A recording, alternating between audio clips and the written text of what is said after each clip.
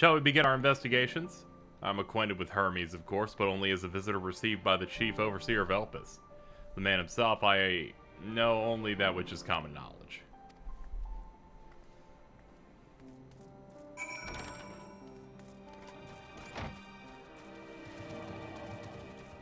Alright, we've spoken with you. Now we will walk 10 steps and talk to you again.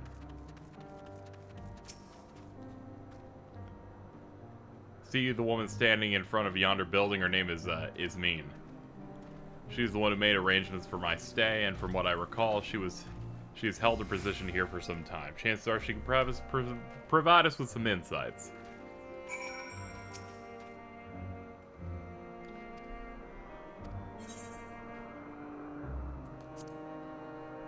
Apparently there's another thing that can't be skipped. Interesting. This is another one of those where it's first person, that's why it can't be skipped. Very interesting. My friend here is desperately curious about Chief Hermes. Okay.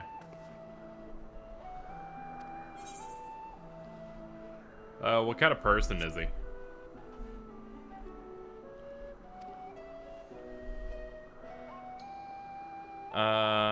Quiet man, reserved, occasionally somewhat poor with his choice of words.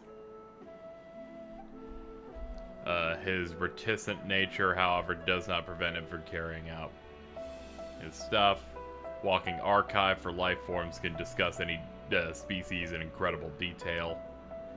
Hope that answers your question. How long has Median been here? I cannot rightly say, as the chief's personal creation, Median has not been subjected to observation and study like other concepts. So one day she was simply there. What do you make of her abilities? She's a highly unusual familiar, able to read emotions and communicate directly with one's mind. I wish I could explain her nature in more depth, but I've not had occasion to discuss with Chief Hermes. Do you trust him? I beg your pardon? Known for many years, though I cannot say we're close. He has never withheld information to the detriment of our duties, if that's what you mean. Forgive us, we seem to have veered off course. Is there perhaps something you could tell us more about Median? That would be Timaeus. Has a similar expertise with flying concepts. He's doing observations in the bank of the stream somewhere to the east.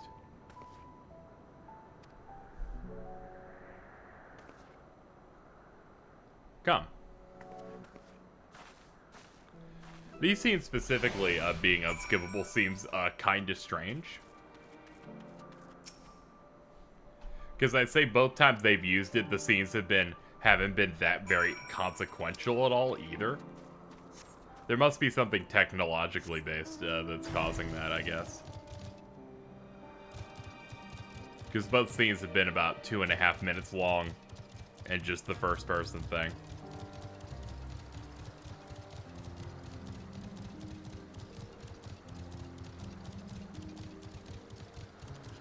Yeah, I wonder what happens with the POV that makes it broken like that. It might be that you straight up do not have your model loaded in at all. So if the duty pops and you come back in, it breaks something.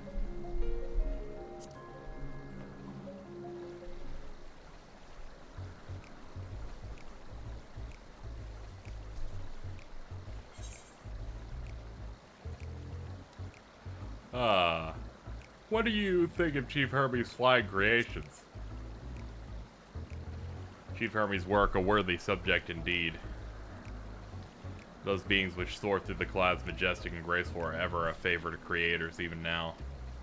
What sets Chief creations apart is how they benefit from his boundless knowledge of the celestial realm. Birds that climb so high they disappear from view, others which traverse the boundless sky in moments. And all without riding the currents. I know of none save he who can conceive of such marvels. Even we who prize elegance of form above all else are dumbfounded by the genius. Median too is a marvel then. My opinion would be superficial at most. Despite my admiration for Median as a concept, I have never delved too deeply into the inner workings of her nature. I know she has a gift for communicating with emotions, but that's about it. If Chief Hermes should choose to submit Median's concept to the Bureau, then will the design be registered for public scrutiny? Analyzing a colleague's creation before that step is frowned upon. Of course, if he came to me, a fellow artisan, looking for advice, that'd be a different story.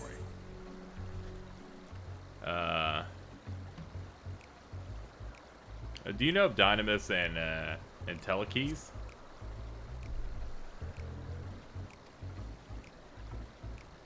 Those terms are vaguely familiar. It's been centuries since I was heard anyone speak of those things.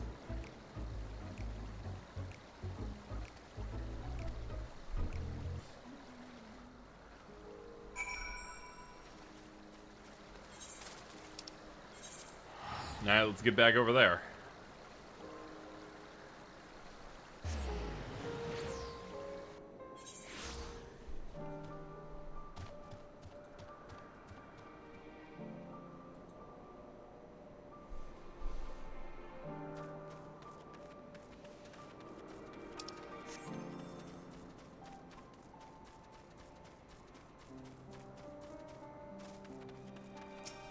Hello. Yeah, blah, blah, blah, blah, blah. I see. We've made some progress. Enough to give you experience and go on our way. Bah!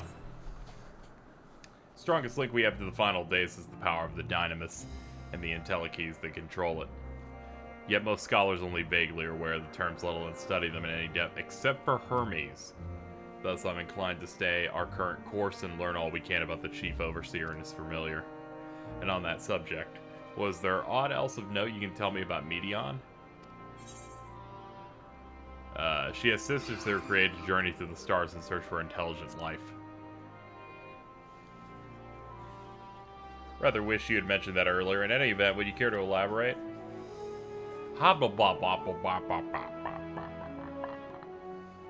So these siblings are now travel to great expanse in search of deeper meaning. Thank you. I propose we take ourselves to Peripecia Crystalline.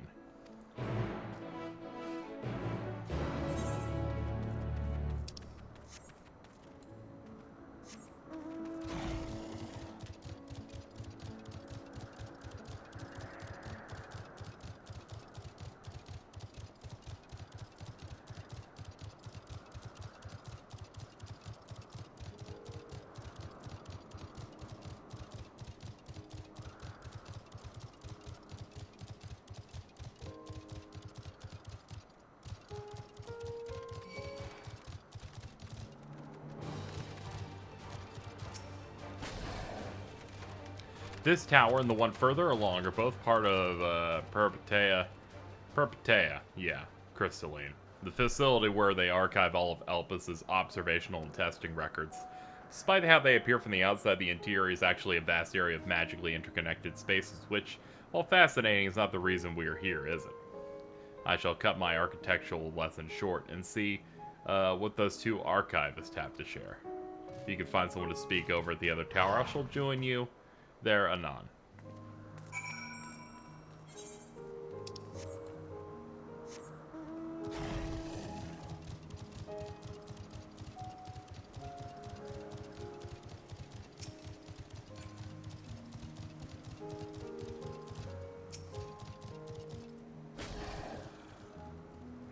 You have questions for me? Certainly, just a moment while I conclude my current appointment.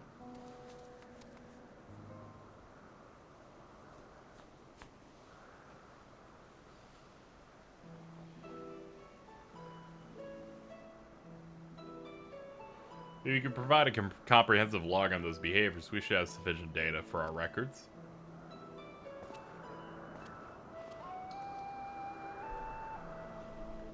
Now, what is it you wanted to speak about?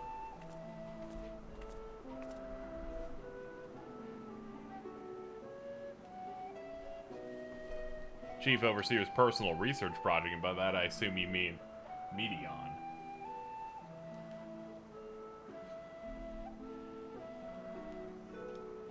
Such undocumented studies are difficult to track. After all, hardly a day goes past without seeing a researcher trailed by one creation or another. I'm afraid I can't tell you exactly when Medion appeared, only that she now spends much of her time at Chief Hermes' side.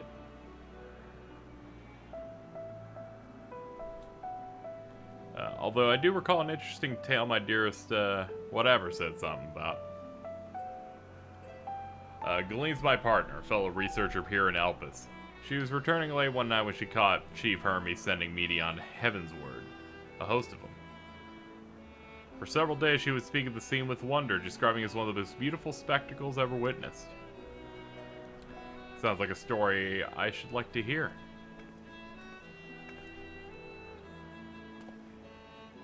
Mistress Vanat, I thought you had already returned to the surface. Permit me to thank you again for your invaluable contribution. Don't mention it. Would you give me a favor retelling the sight, which so delighted your Galen?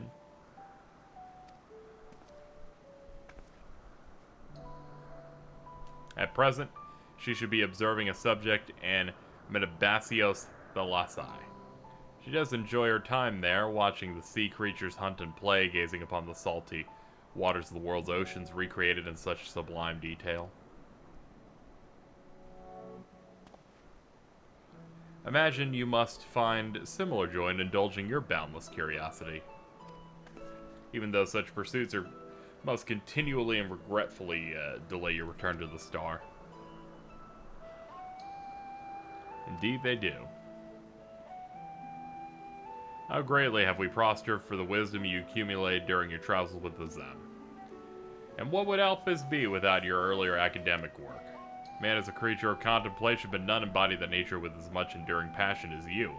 Dare say, there's not a soul alive more worthy of a return. I shall rejoice the day you depart on your final journey.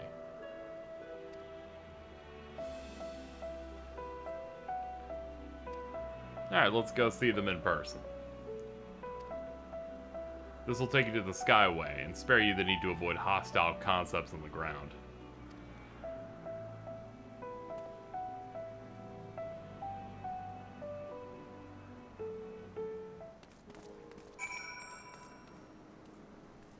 I saw him holding the door. I thought we were, meant to go through that. Upon arriving in the upper tier, walk straight across the Skyway. You'll find yourself the entrance of the Metabasios.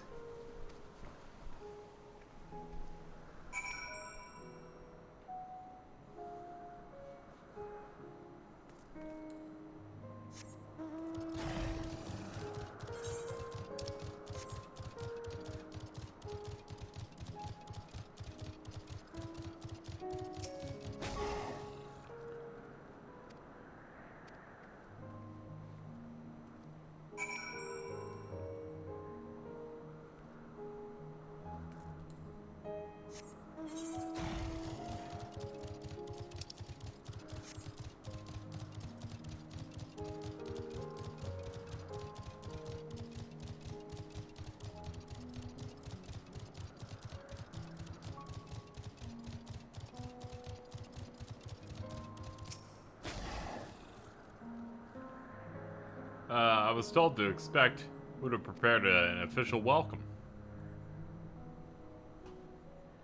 I only wish to speak with Galene. Can that be arranged? I'll inform her immediately. Don't worry, this isn't urgent.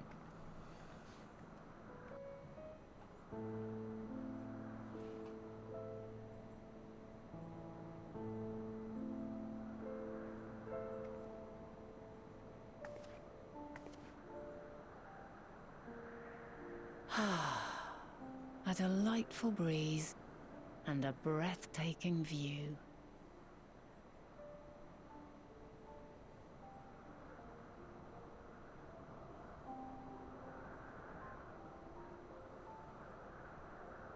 What is it like in the future?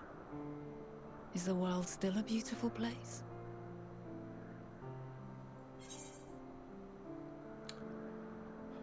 As beautiful as ever.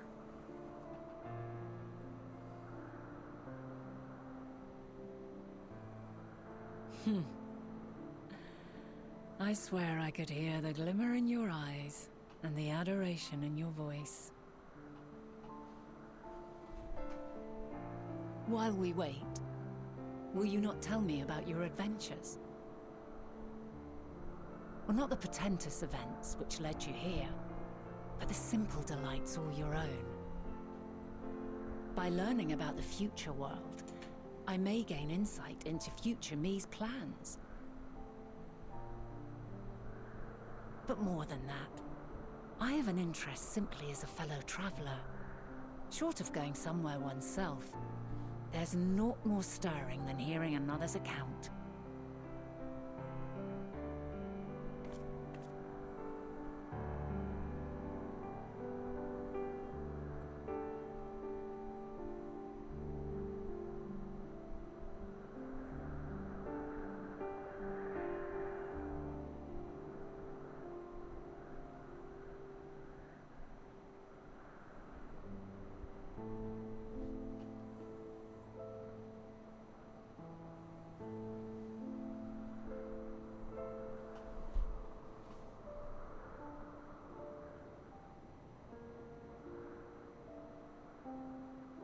Incredible. Would that I could have been there to see it.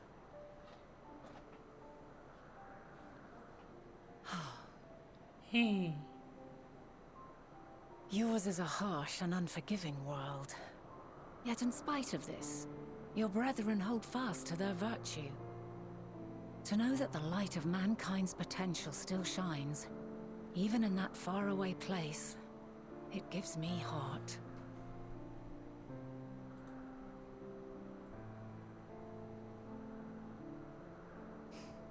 Thank you for regaling me with your tales.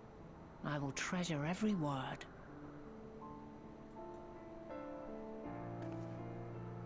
As you know, I was once a scholar. And among other things, I sought to understand the workings of the world. What exactly is ether? How formed the laws of nature? Whence sprung mankind? Riddles and mysteries beyond counting. Over the years, I have managed to find answers to some few of them. Yet rather than attain a sense of mastery, the more I understood, the more I came to hold the world and its miracles in awe. We too are miracles, each and every one of us, born of the warm breath of life that traverses the heavens, swirling through eternity. When I fully grasped the improbability of our existence, nothing felt impossible anymore. If it could be imagined, it could be done.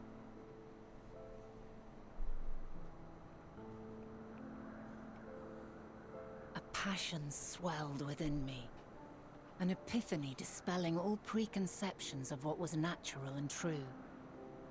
And a presence without, immense yet intimate. Fate, perhaps, holding us in its tender embrace.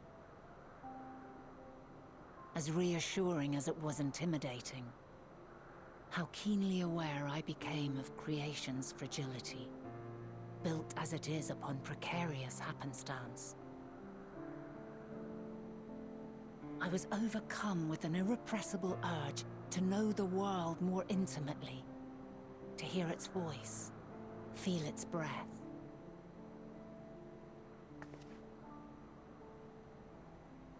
I ventured forth on a journey that very day, so very long ago now.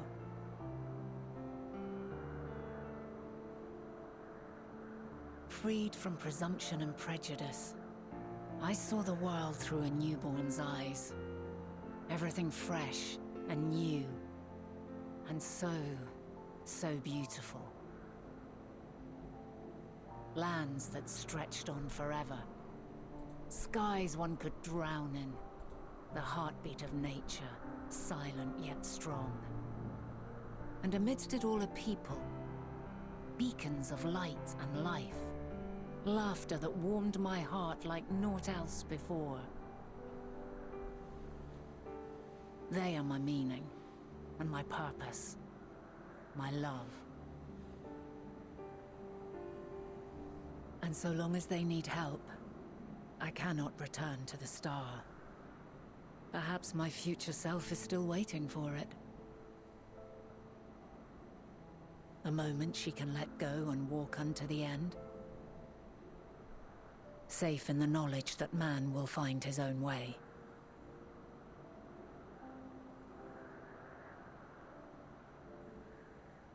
You, who are our future, tell me this, and tell me true.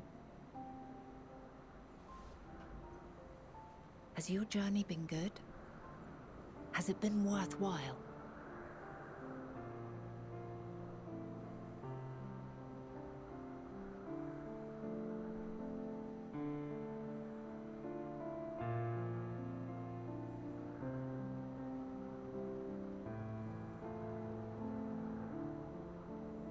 Pray forgive my lateness.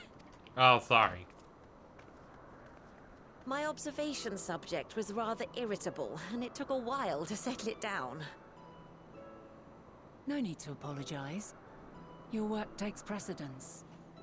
Besides, we had a pleasant conversation in the meantime. You're too kind. Now then, I'm told you wished to ask me some questions. Indeed. I've an interest in one of Hermes' creations. Meteon. You witnessed a host of them take flight, yes? Oh, that! Yes, yes, I did. It was in the dark of the morn. I'd left the Thalassai after nocturnal observation. As I walked along, I spied a bright light climbing high into the southeastern skies. Then, in an instant, it was gone, like a shooting star, only rising rather than falling. But then another shot up, then another, and another. Intrigued, I made my way to the edge to investigate.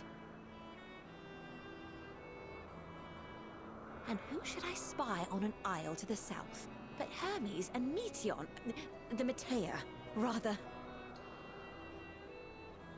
There were lots of them, and I realized they must be the shooting stars that I'd seen. A dazzling spectacle indeed. Have you spoken with Hermes about this? Oh, yes. The sight left such an impression on me that I approached him about his mystery project the very next day. Alas, he said that he couldn't reveal anything just yet, that he needed to conduct further tests. It shouldn't be long now, though. He often returns to that isle, and I have a feeling he's nearing a breakthrough.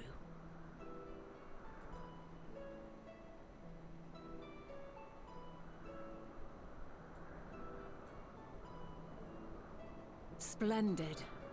We are likewise eager for the details. Well, that is all we wish to ask. Thank you for taking the time to indulge our curiosity. Thank you. You're very welcome. It's always a pleasure to speak with other inquisitive souls. Oh, and will you be descending now? If so, I shall link the doors for you. Please.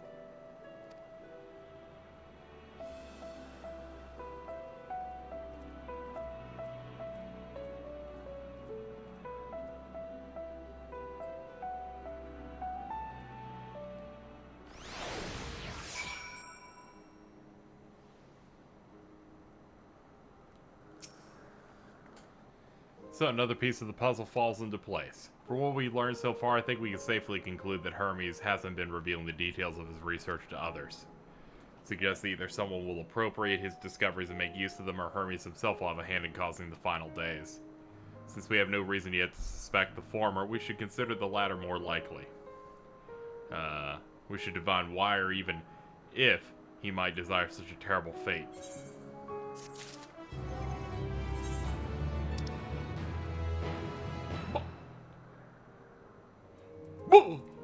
Alright, okay, let's use this.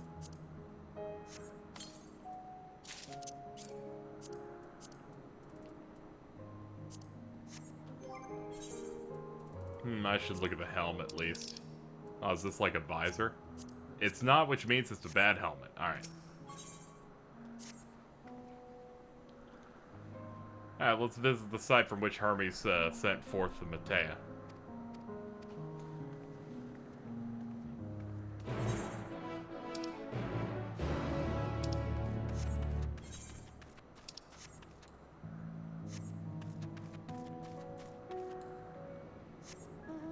There we go.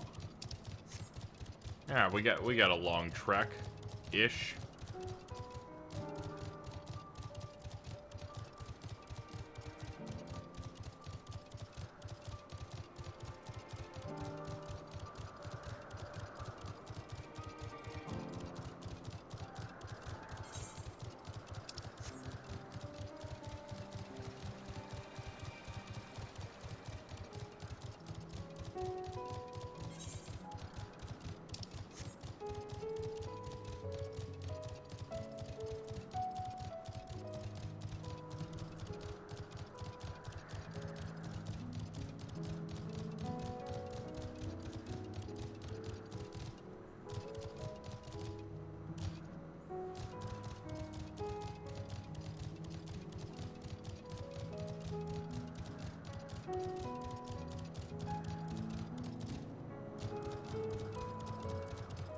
Well, here's our vantage point.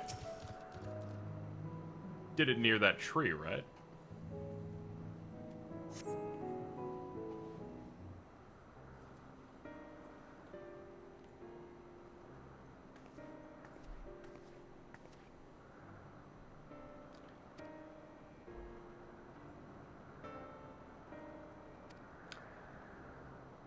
Have you means to fly? It's quite a distance away.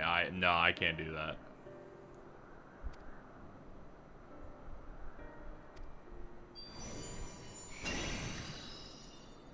Alto. Would you mind creating a double to carry Reyna over there?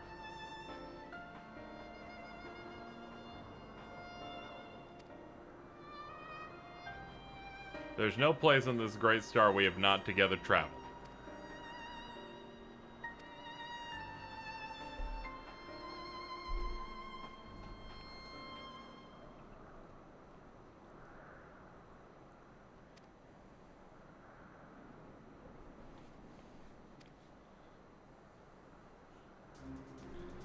By speaking of the here and now, the quick solution for us to face off in a sparring match.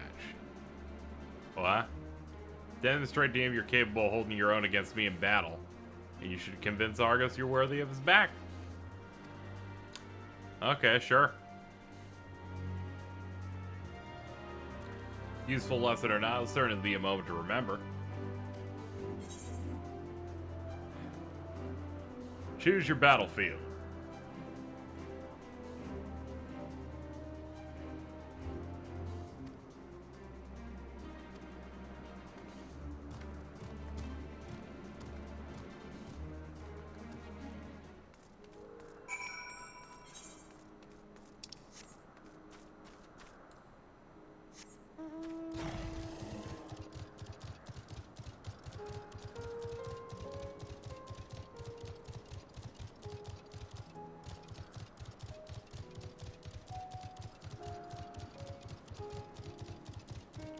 There's a scene when we first meet that dog that it's like, oh man, people usually doesn't take a liking to people so quickly. So I'm like, this is why.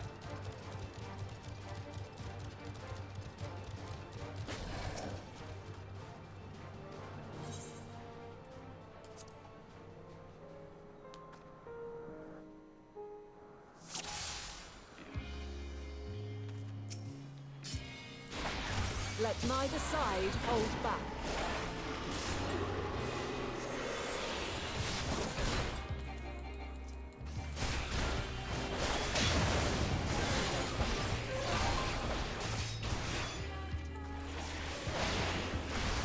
My blade stings!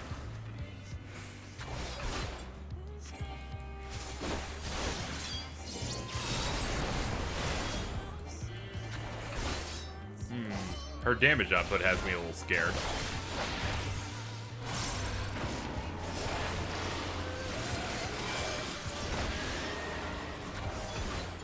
Whoa!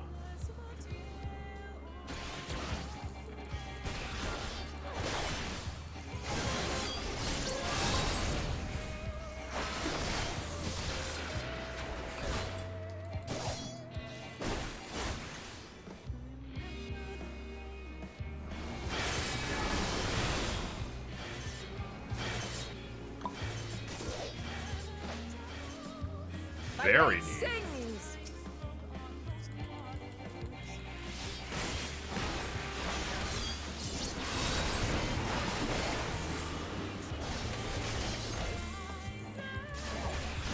Impressive. I shall have to try something different.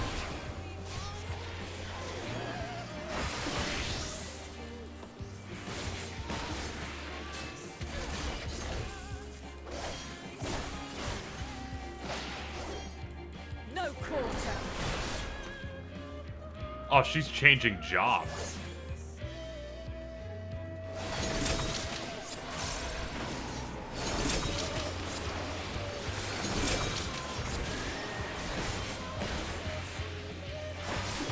Have a taste.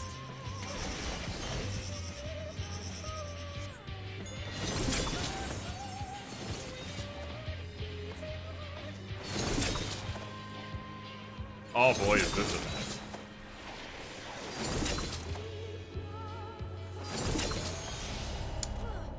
Yeah, well that thing sucked. They barely gave me enough time to fucking move around the map.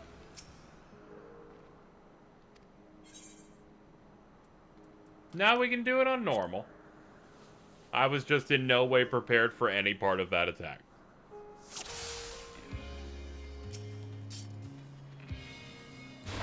Let neither side hold back.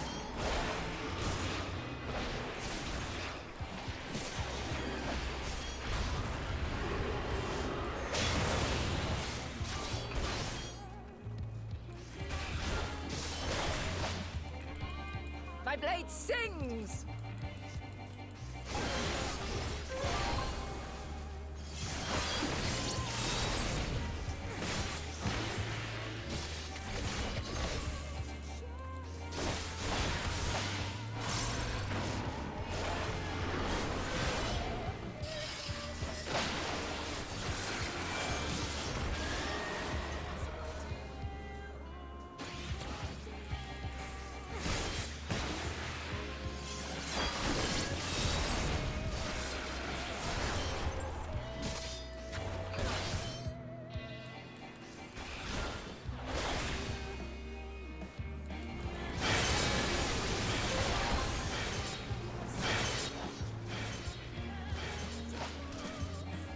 My blade sings.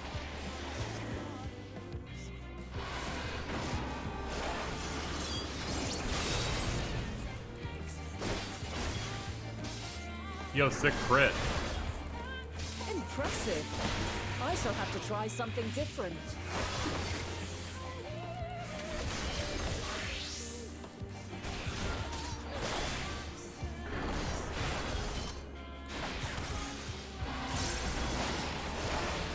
No quarter.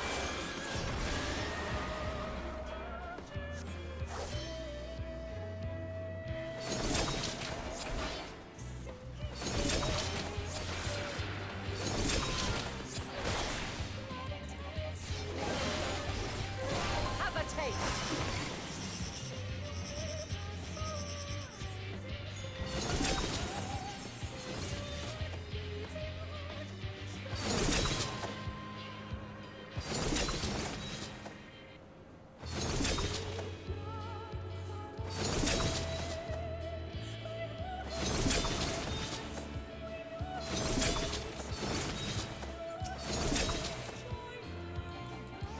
Boy, are you doing this for a while. Whatever, I finally realized it's like if it's moving, that means they want me to constantly move, right? But neither will I.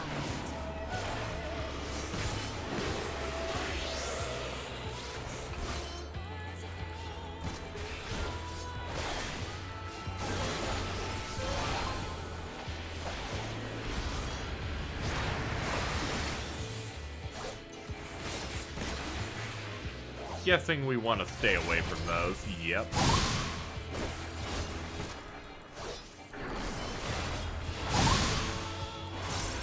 Prepare yourself.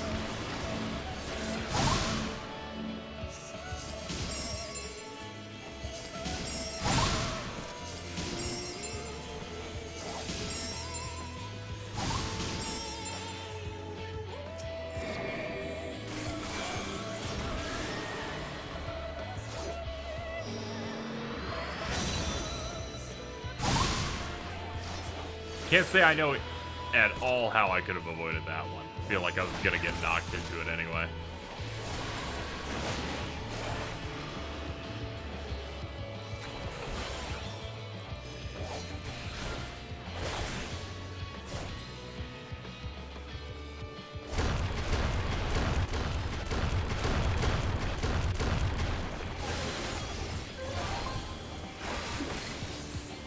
We've only just begun. Come at me with your all.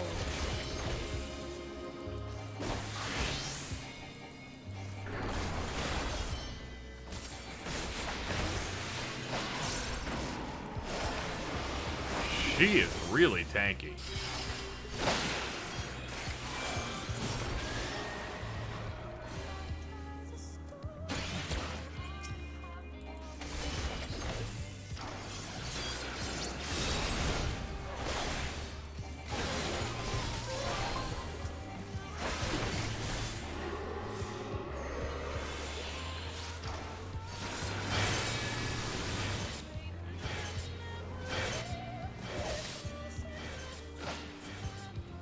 My blade sings!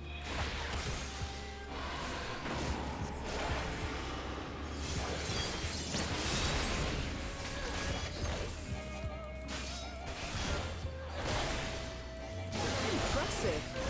I shall have to try something different.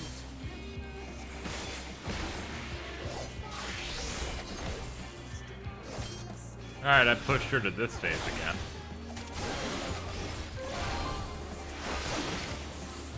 No quarter.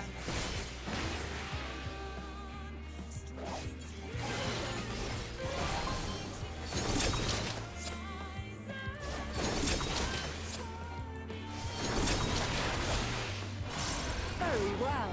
Let us move to the final trial. Yeah, I'm guessing I need to get these. I think they're moving toward her.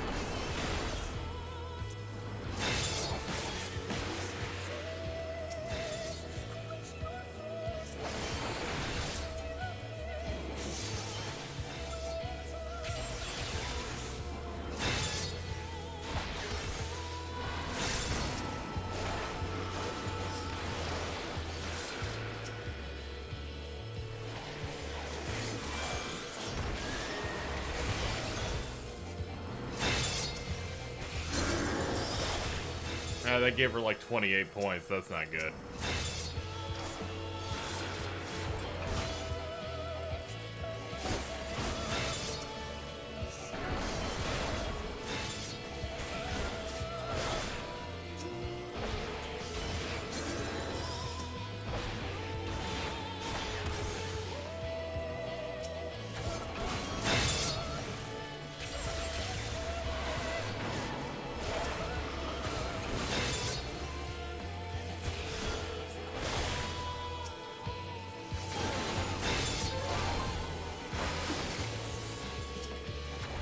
Yeah, not getting that one in time. Alright, she hit 57.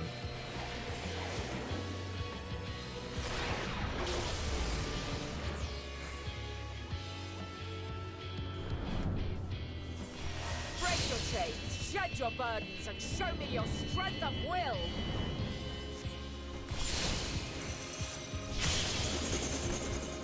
Holy moly.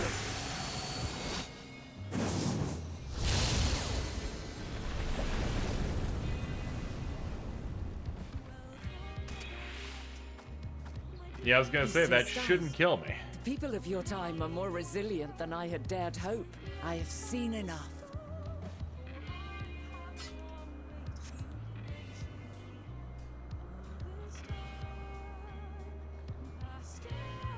I'm like, most likely it's like every other mechanic in every single one of these encounters, where it's like, don't fill the meter all the way.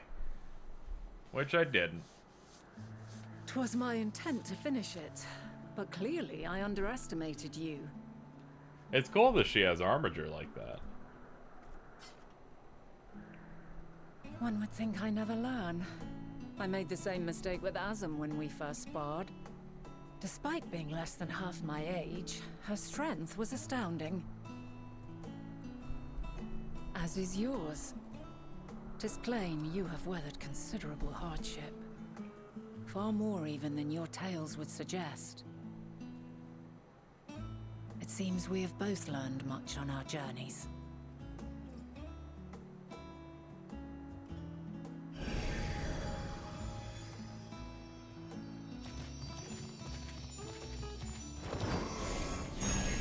Dog. Double dog.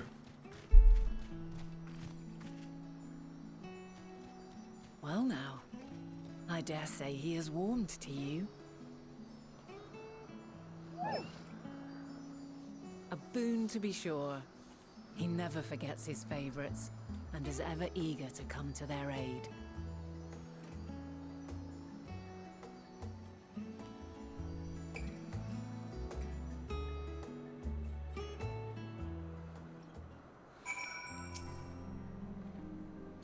Argos will soon have us standing in the very spot where Matea made their departure into the night sky. Maybe we'll learn something of the intentions.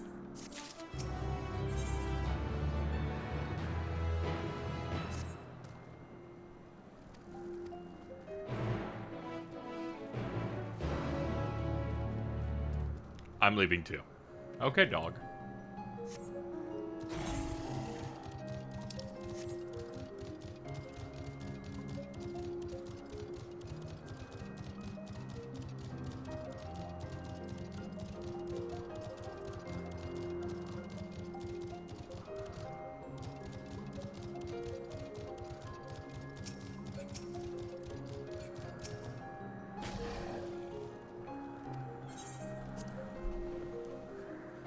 Ah, we ride.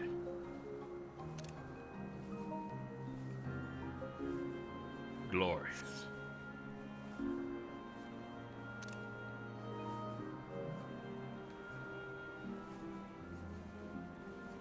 Also, she said, isn't this pleasant? Argos certainly seems to think so.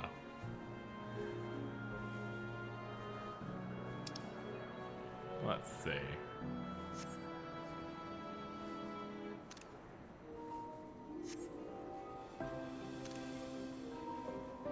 Very nice. Actually, this one's gonna have that fucking logo on the top there. There we go.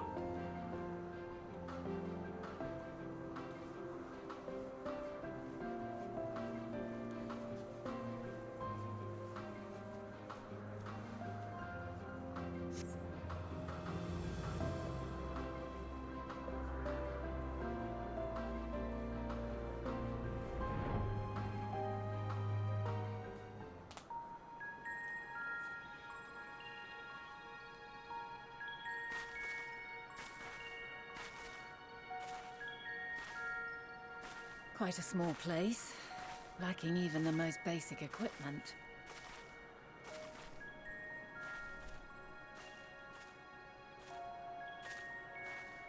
The present may yield no clues, but we may yet try perusing the past. Have you done this before?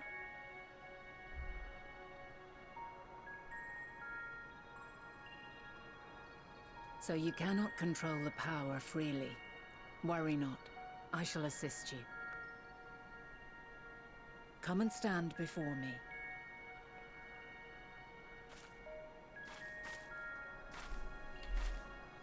There are two ways to see the past.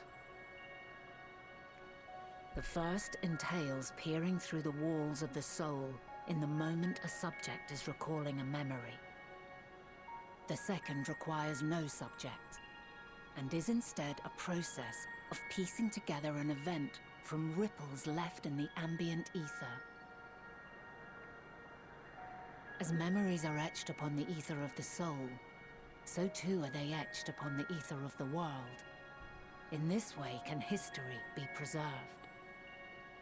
Such memories are given to fading, however, and can prove challenging to visit. But come, let us try. Close your eyes. Okay. Hlat.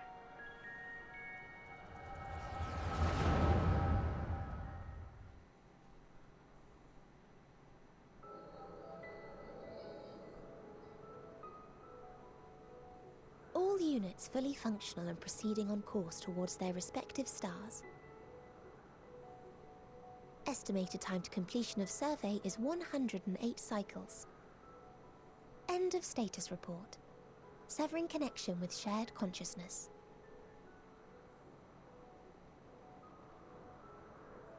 Did you hear that, Hermes? All is well.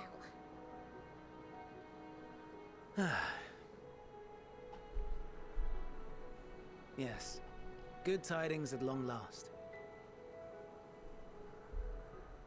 Every step of the way, I've been reminded how little we understand creation. How the universe defies imagination. But soon we won't need to speculate. We'll know the answers. What others live for. Indeed. And we'll owe it all to you and your sisters. Teehee shits cutely. I wonder what answers we will get. Whatever intelligent beings that exist out there are bound to be vastly different from us. Diverse in form and culture. Possessed of unique ways of thinking. Their conception of life and its purpose will be no exception. Completely and utterly unlike ours. Utterly unlike... how? I have no idea. Yet whatever answers we receive, I will not dismiss them out of hand. No, I will think earnestly on them all. And I will share them with our people, that together we may contemplate our own existence. Perhaps then our star will become a better place. Not only for man, but for all life.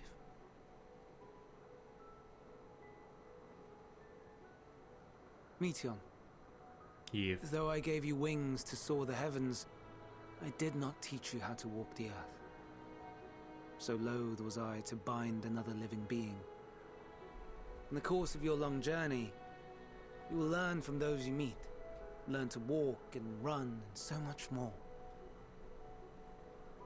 And when you return, older and wiser, we will have a celebration to mark your homecoming and coming of age both. Will there be apples? Covered in syrup? And how are you supposed to eat them? Rather than food, perhaps...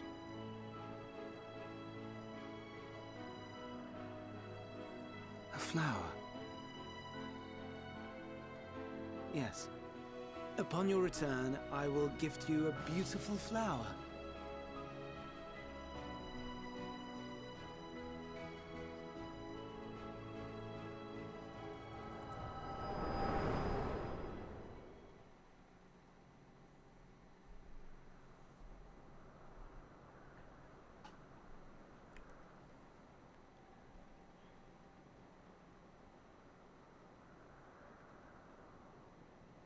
So, what is your opinion?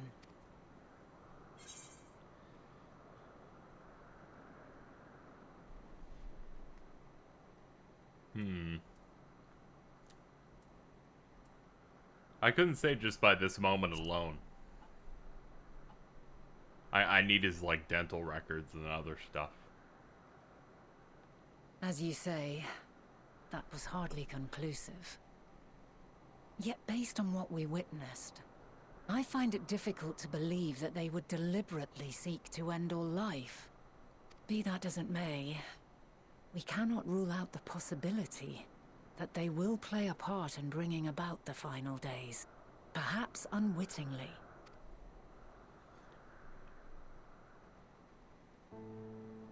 In light of this, I propose that we reveal your tale to Hermes himself. If he does not wish for the final days, as we believe, he may well join us in pursuing a solution.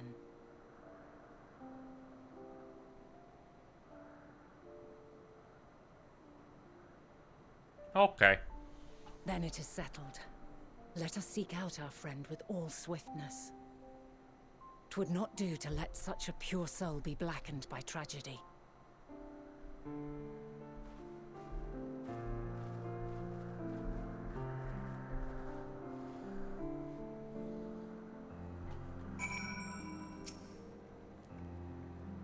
There are a number of places where Hermes might be. But we could do worse than look at Catissus Hyperborea, the largest facility. It stands at the Selectios Boreas, northern side. Okay.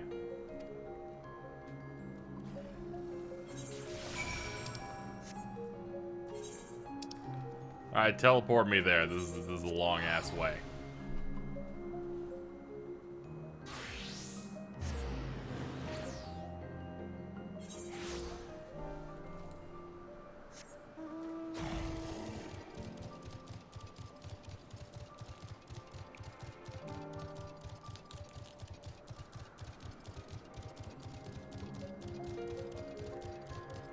Okay, another one of these things.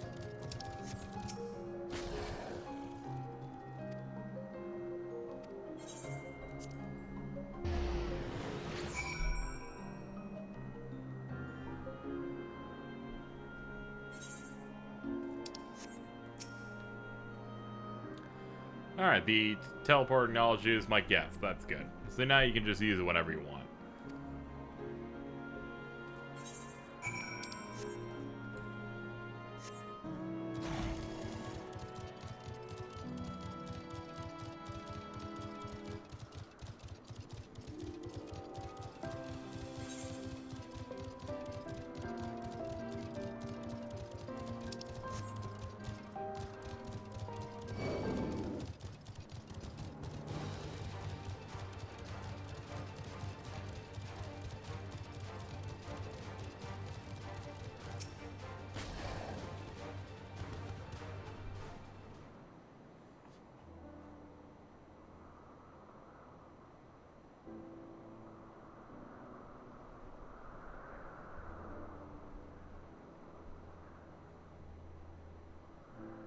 The greatest research facility in Elpis.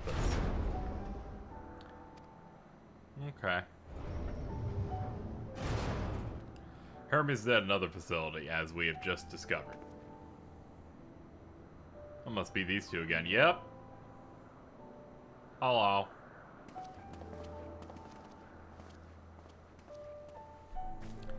We've confirmed that his studies into Dynamis, as well as his creation of Medion, were entirely private pursuits.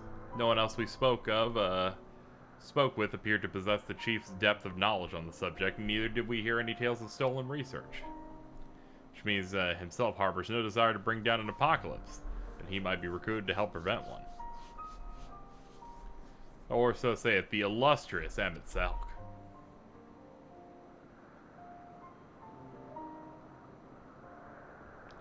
According to your story, the 14 divined the connection between the celestial currents and the final days, but were never able to pinpoint the root. With our people's greatest minds, not to mention Hythlodaeus' sharp eyes committed to the pursuit of a solution, such an outcome seems inconceivable. Only possible explanation is the nature of the catalyst is so inexplicable that even we failed to perceive it. And what better fits that description than the invisible and tangible Dynamis? Which in turn leads us to our question of how did Hermes, in his role as Fandaniel, not recognize the subject of his own research? Let's assume that he either knew and was unable to help, or that he was otherwise prevented from identifying the cause in the first place. To be clear, the Convocation does not tolerate acts of deception or malice. We're a practice of perceiving truth and would have known had Fandaniel lied to us. Hermes has no conscious wish for the world to end, of that I'm certain.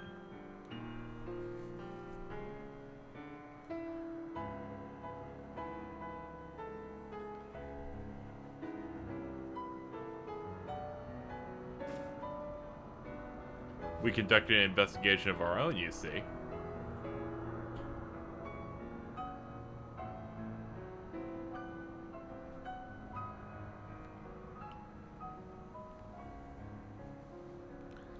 We seem to have reached the exact same conclusion. No reason to delay further. It's time to bring Hermes into the fold. Thank you for understanding.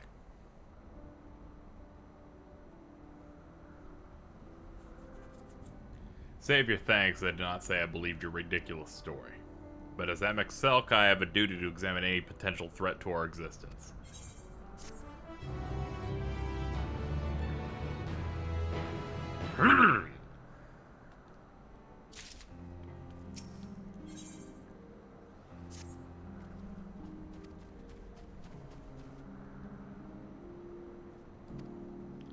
He's in the next aisle over.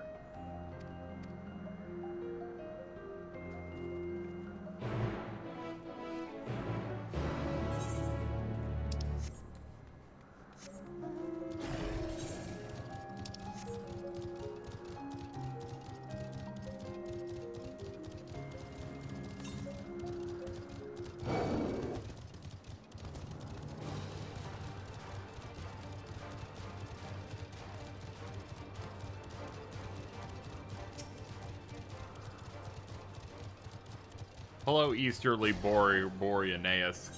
Can you take me there? Thank you. Alright, see you later, Jude. Ah, okay. Now we're finally on this, on the top right.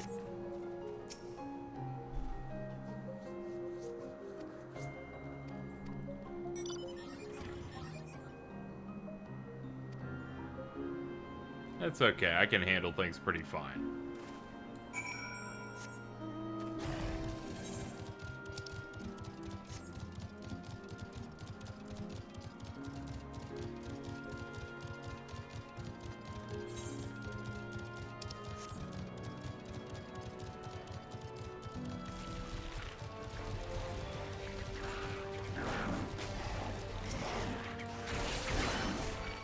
You're all quite rude.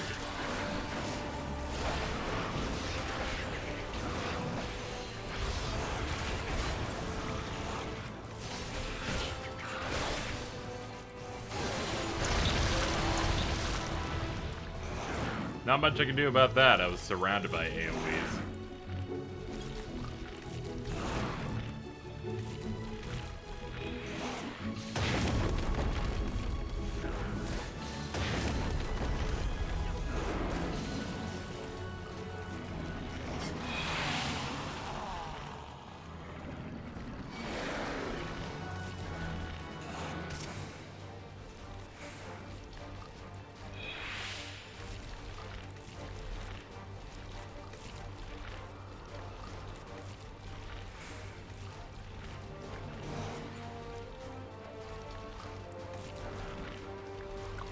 There you are.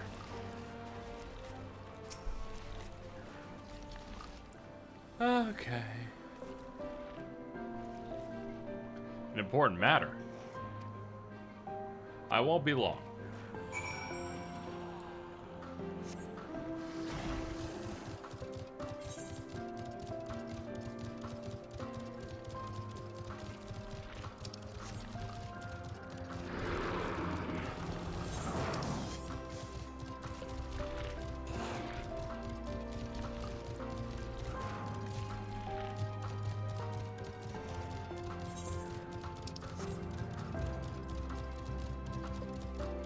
It took you a minute for what took me 15. I couldn't find it for the life of me. Don't worry, I forget if you were here when we were in Rauzenhan and I failed to find someone for a straight 6 or 7 minutes. It was really bad. This is me making up for that.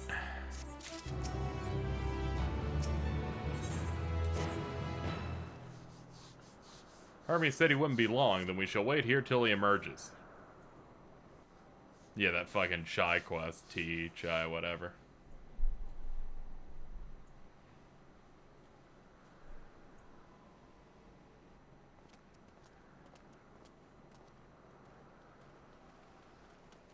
My apologies for keeping you waiting. I understand there is a matter you wish to discuss.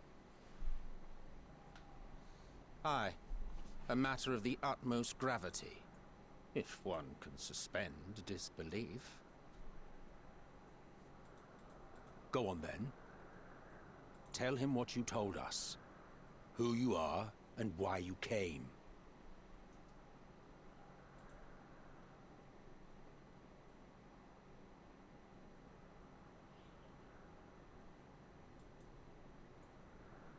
The final days.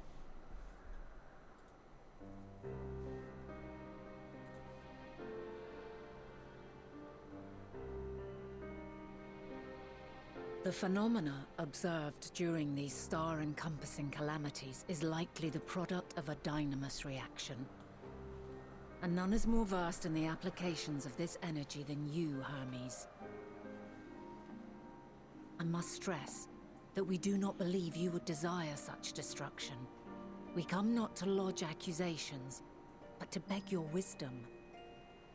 And so, distressing though the exercise may be, I ask that you share with us your opinion on the matter, on the assumption that our visitor's tale is true. Even you, Vana.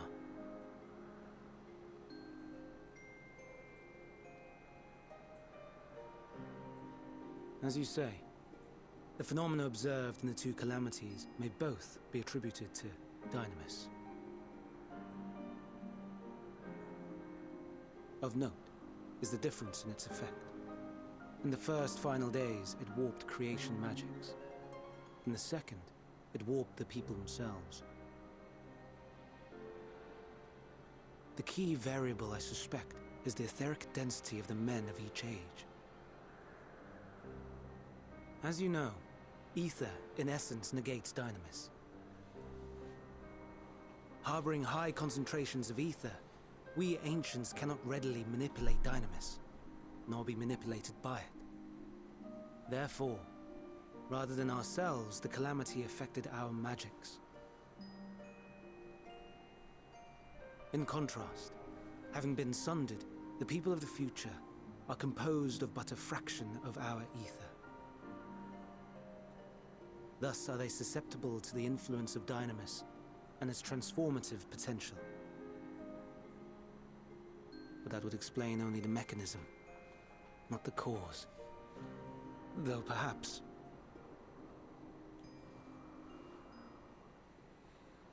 What is it? Even should it be a hypothesis, we would hear it. Dynamis is an energy put in motion by feelings.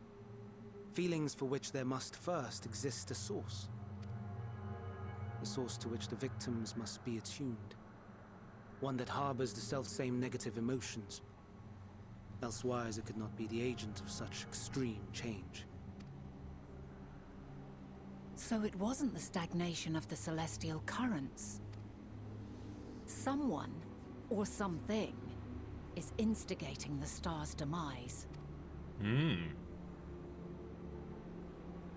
So, we've a villain on our hands after all. Any idea who or what it could be?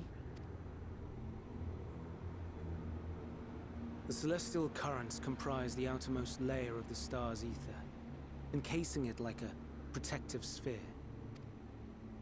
According to your tale, it was where the currents were weakest that the phenomena first manifested. If the inciting factor came from without a Theris, then its effects would first be seen in those locations.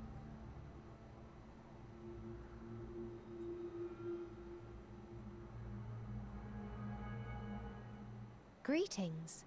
Can you hear me?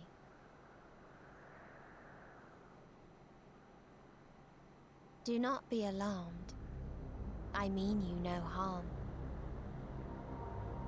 I wish only to hear your words, share your feelings, know your thoughts. Oh. May we please be friends? Meteon. What is it? Executing scheduled task, suspending individual self and connecting to shared consciousness. Connection established. Commencing status report.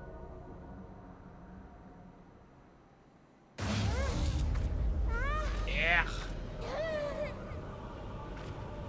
It hurts, it hurts. It hurts. So hot, so cold, so sad. I don't understand. Make it stop.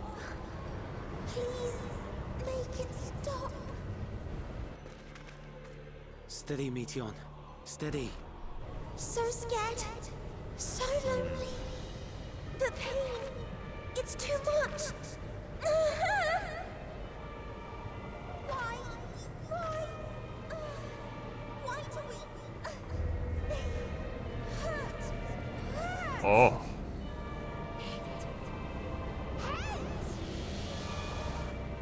This is wrong.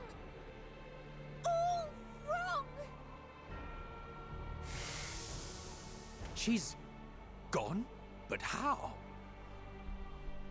So the thing causing this seems to maybe She's be an altered her etheric alien? density in order to blend in with her surroundings, an ability for avoiding confrontation. Most effective. Frustratingly so. I can't see her either. Not even a trace. Stay away. Please. This is wrong. My mistake. So please. Are you all right? No, not really. I got a bit of a headache. In your mind? No. We only heard her speak the instant before she vanished. Of course. When communicating without words, Meteon also employs dynamis. That would explain why Yeah, you my were able assumption to is that hear her sisters that were weak sent link. out into space made contact with some evil, truly You are our best despair-filled chance of alien finding life her. form. Follow her voice and try to track her down. Hindered though we may be, let us split up and search as well. I was gonna say this a couple minutes earlier, but you know, it's hard to find a space to say it without stepping on dialogue. But as soon as she started talking and looking up there, I'm like, oh fuck, there's some bad shit up there. You never go to space. Never do that.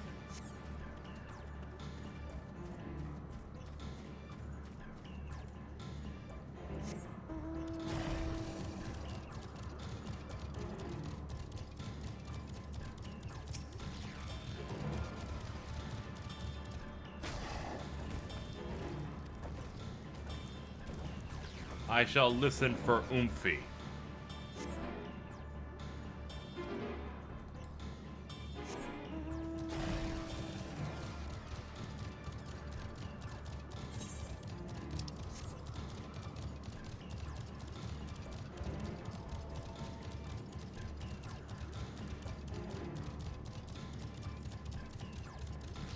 Suspicious disturbance.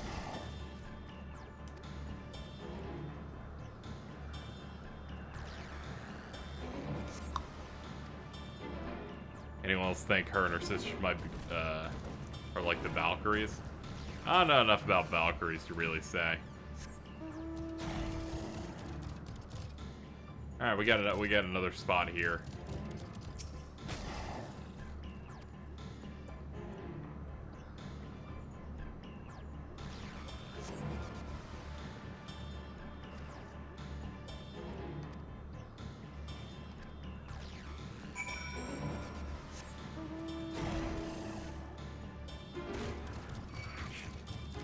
Well, I'm in a bit of pain. Alright, let's shake off the Medusa real quick.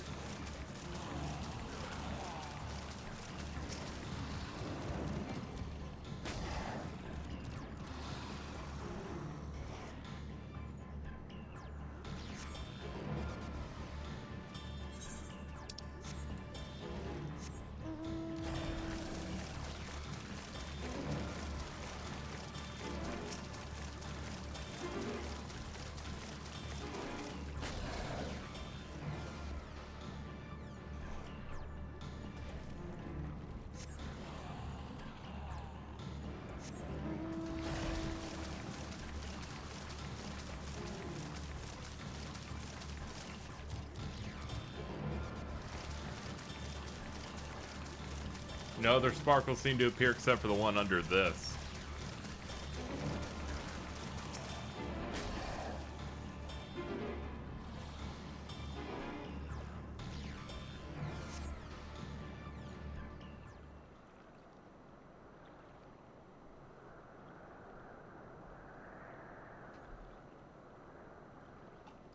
Greetings and salutations.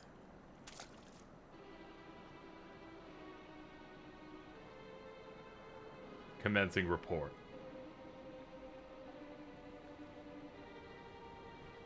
We can't tell them that.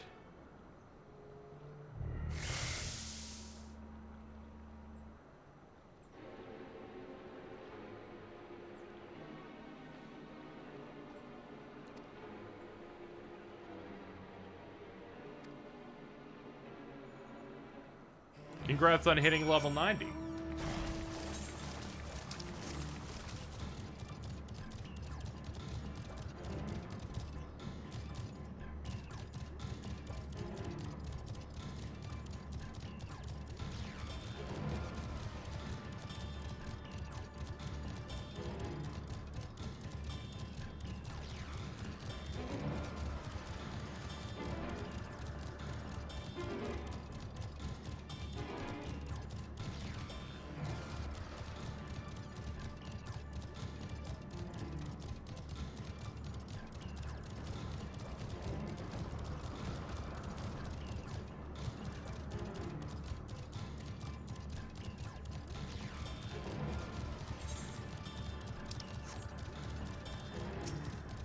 Hello?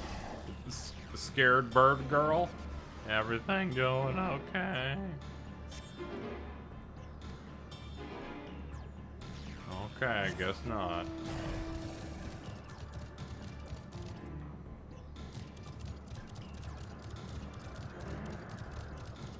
You can't hide from me. Apparently you can hide from Emmett. He didn't even notice you're right here. Or a disturbance is.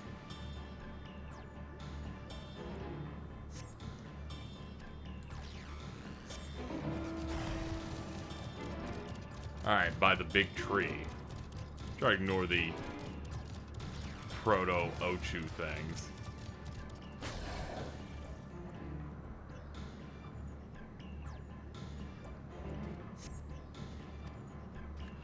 Is this the reason we traveled the stars while we sought out other life forms? Is this the answer?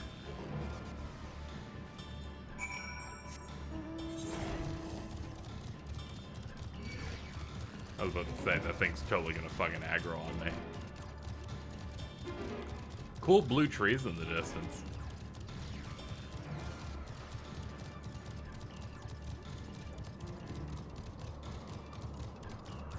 It's really funny seeing them design quest concepts where it's like an urgent thing, but it's also going to be a way to push you toward revealing more parts of the map.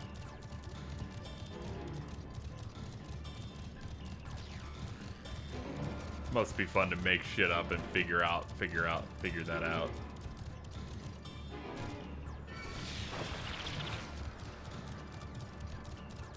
Ugh.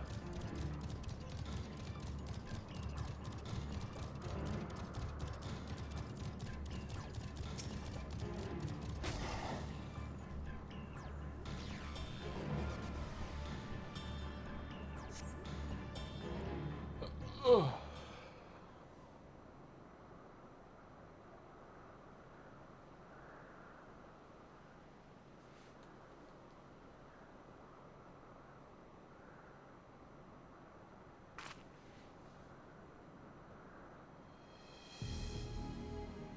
Processing expedition data. Preparing profiles on intelligent civilizations. Formulating answers to the question. Finalizing report.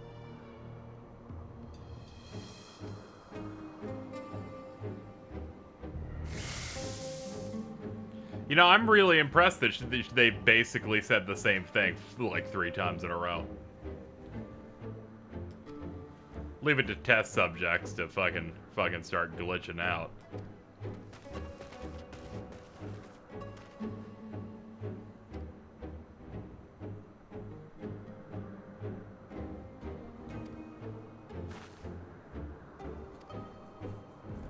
The Mater are linked to a single mind, a shared consciousness which connects them across any distance. I suspect something happened which disrupted its usual harmony.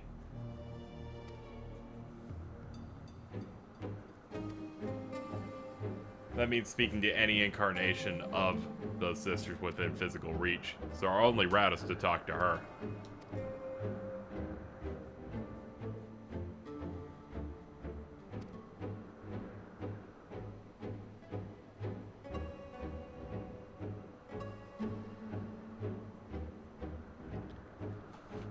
Grubhub and yeah, and FF14 have a fucking thing where you use a promo code and you can like unlock an eat pizza mode in this game, which is funny.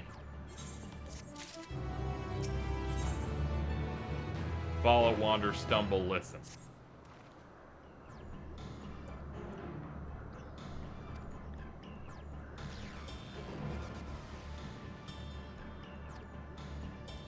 I can hardly channel ether to a recipient whose whereabouts are hidden. I can't, like, shoot ether and fucking do it.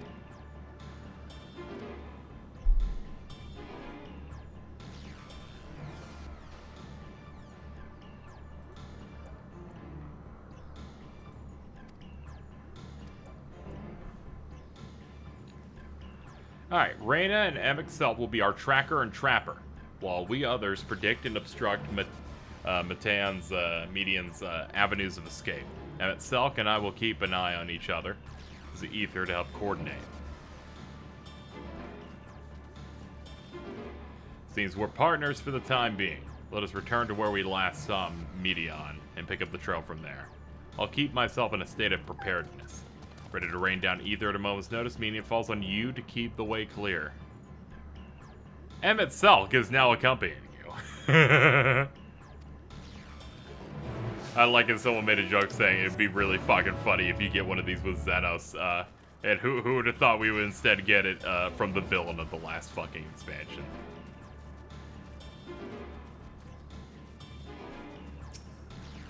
So many people are gonna grab a screenshot of that specific dialogue box saying that and just lose their minds.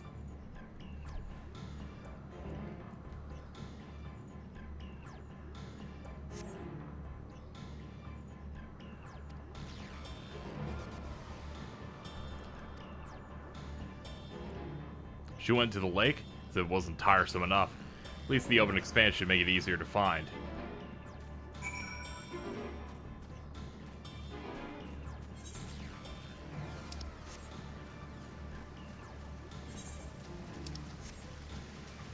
You can tell we're nearing a climax, one, because serious things are happening, and also because we are basically running out of explorable map aside from this spot, which I'm going to assume is a reward for people who've unlocked flying. Because there are some spots that in Thavnair that were somewhat similar. Hold on, I gotta kill this fucking fish.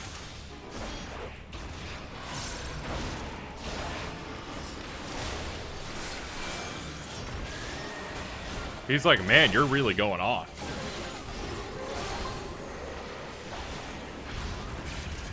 And itself blankly stares as I kill a fish.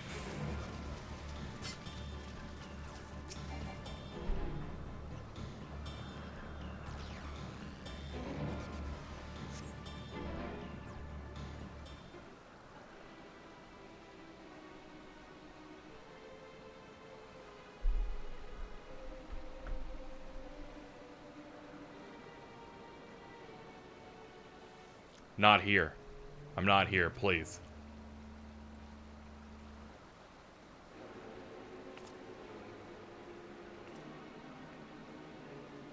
That way. Very well.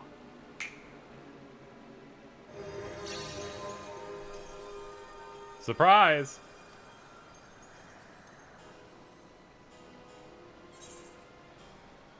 We will hear your report, good or bad. Now chill out, lady. Everything is so faint. I'm not strong enough. Stay away, please. It'll break his poor fragile heart.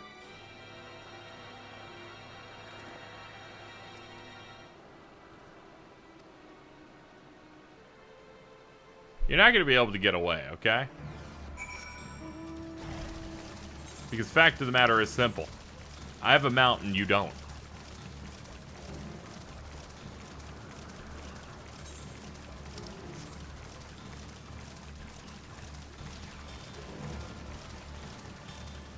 I completely forgot that I'm supposed to fucking grab Emmett Selk.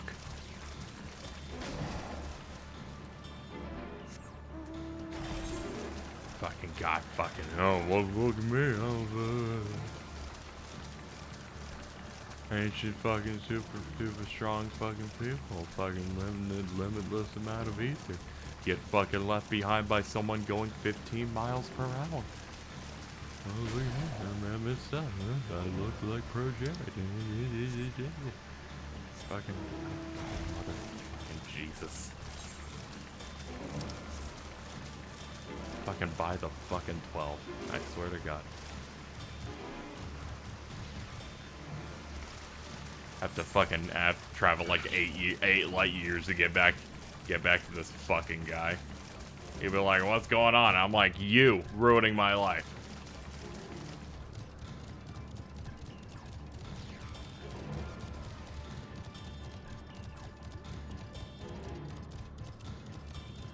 What's up?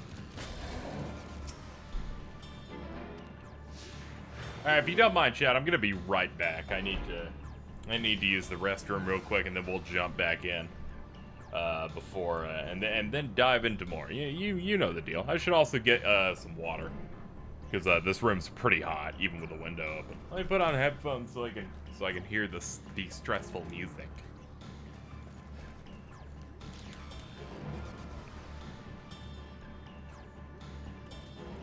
It's been 40 years. Sorry, I had to go potty. I had to go potty and refill on some water because, yeah, it's like 86 degrees in this room. And it mostly cooled down because, the door's open and whatnot, but we're sealed up again. And that's what happens when I don't stream this at night. Also, the weather's just a bit warmer in general.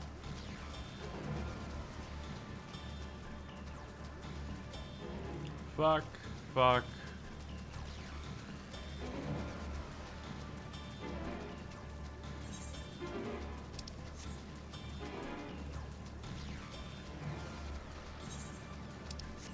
But yeah, based on what we've seen so far, it's like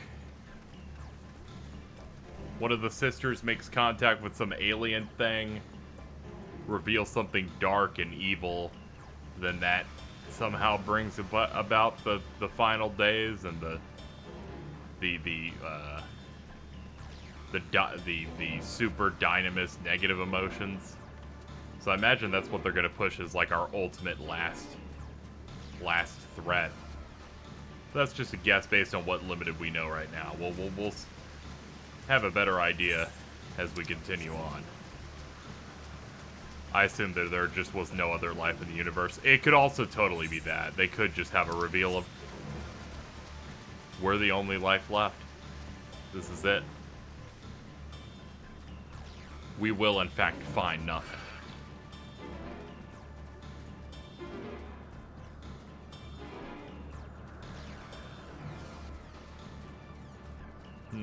But I don't know. Could those sisters have already found literally all of... Could they really explore the entire expanse that easily?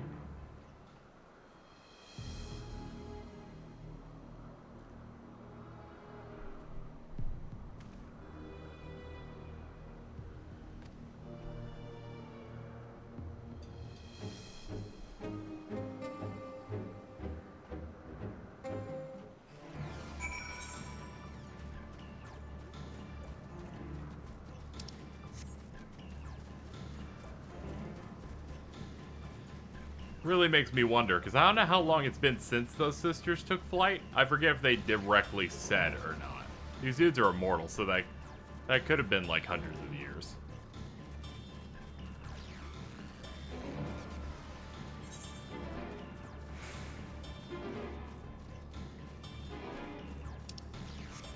Alright, well, we've explored basically the entirety of this place except for the bottom left. That feels pretty good.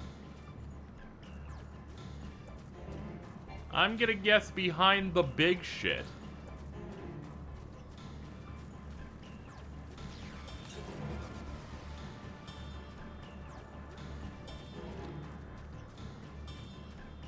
Yeah, they're specifically saying down, so.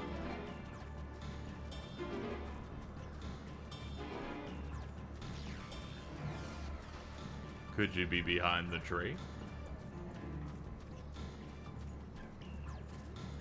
Behind this little cliff? In the water? Oh. And the cutscene's blank, so this must be it.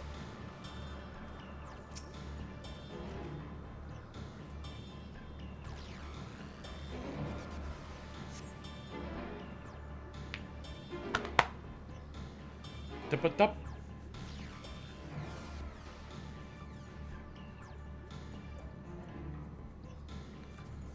Yeah, it doesn't seem like this was like years, so. Could you really not find it? Did you really explore everything so fast?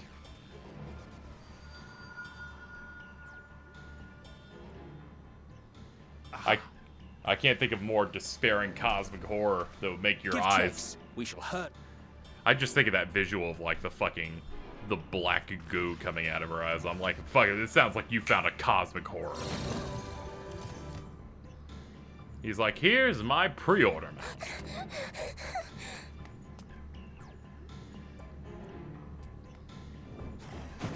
Not this time. We're gonna catch you like we caught the Chocobo in Final Fantasy X too. The amount of brain damage this design of Emmett Selk is gonna do on people.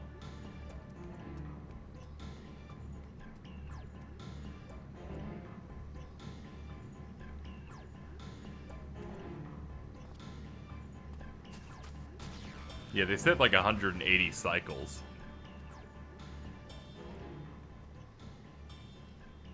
Please, Mission. We must speak.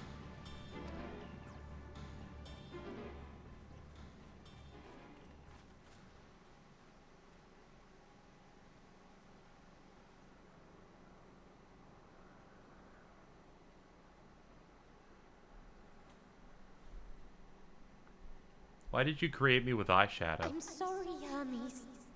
I'm so sorry.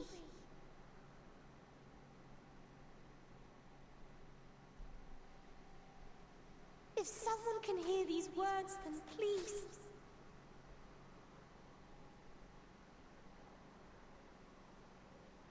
Please protect them. Protect them all.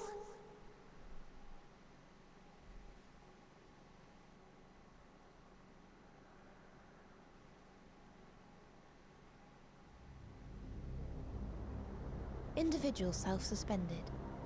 Connection with shared consciousness stable. Our survey is complete. We shall now report our findings.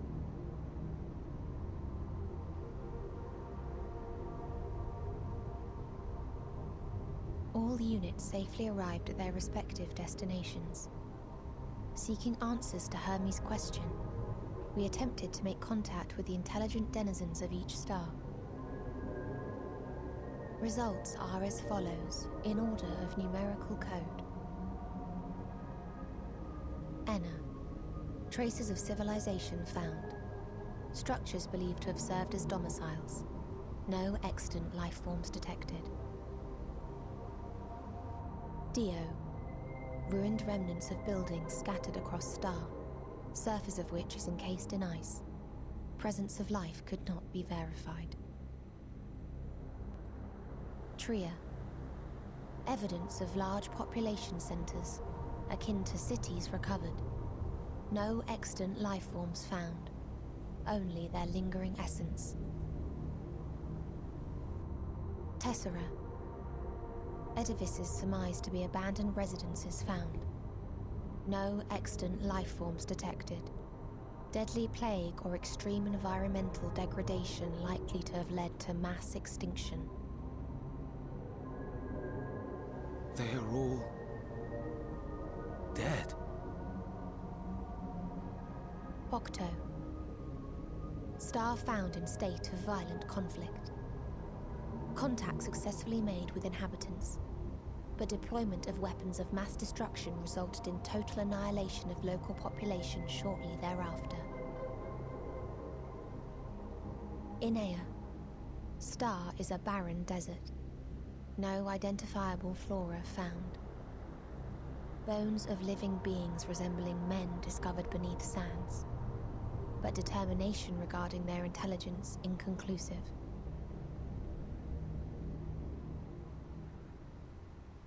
Remind me, Hermes, what exactly was the question you entrusted to Meteion? I tasked her with asking what others live for. What gives their lives meaning. Did you consider what may happen if the premise of the question is flawed? To be able to answer it, one must be living and desire to continue doing so. But if Meteion finds no living beings in the course of her journey, or none who desire to live, what then? What answers would she derive from their silence?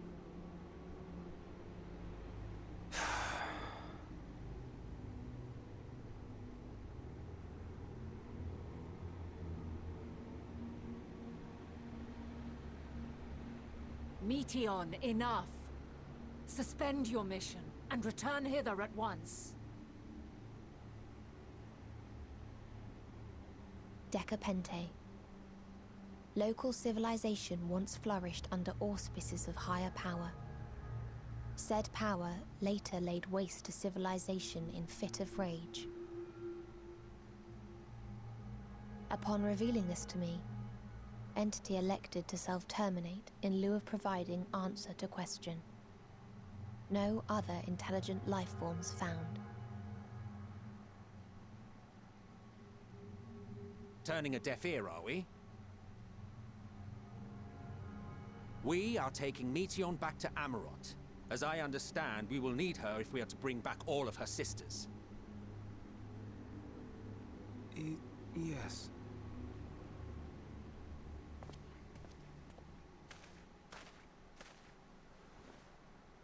Meteion.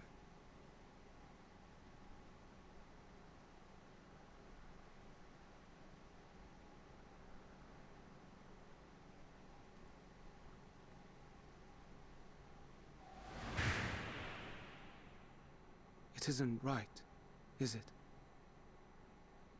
It isn't right to turn away from the answer. Even if the answer is pain.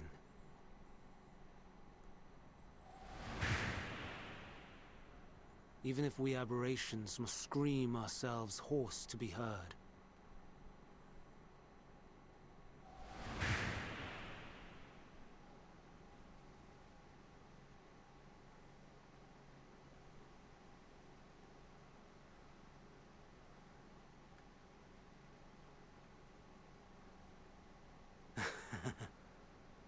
Aye. Whatever answers we find, I will not dismiss them out of hand. These words I said to you, and I will hold myself to them.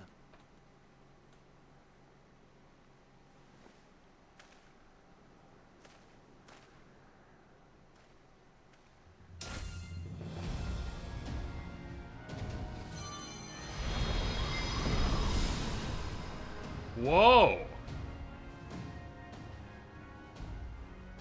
Very Hades-like. What is the meaning of this? You cannot take Meteion. Not until she has finished her report. All else must wait.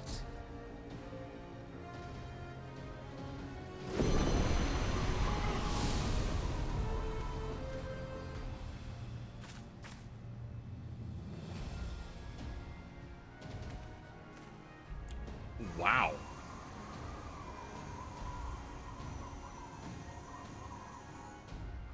You fool!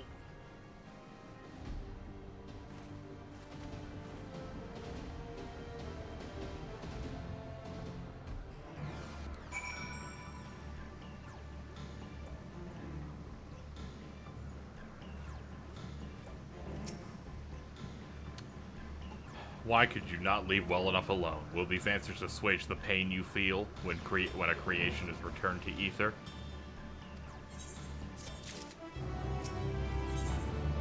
Alright, this should be it.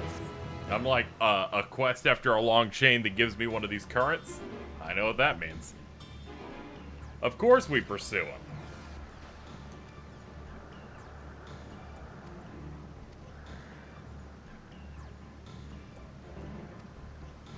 The way the camera cuts were for his transformation immediately reminded me of Hades, like the pan up and the staff and stuff.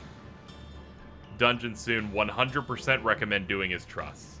Okay.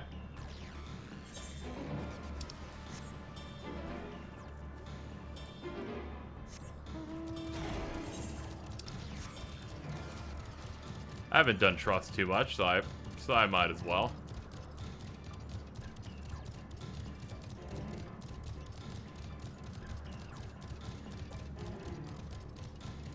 I'm gonna head out. Alright, see you later, Cyramics.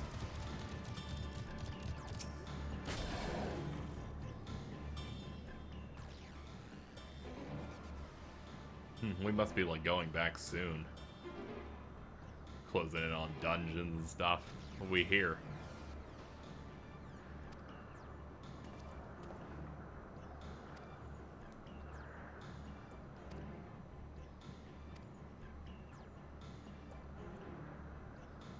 Will the evacuation plan even work if there's no ether out there? No idea. It depends how they're able to sustain and power the moon. Well, regardless, we can't let all the shards die.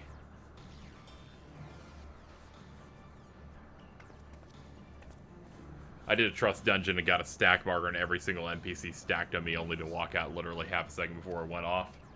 That's some... Maybe that's like ping or connection things. That seems weird.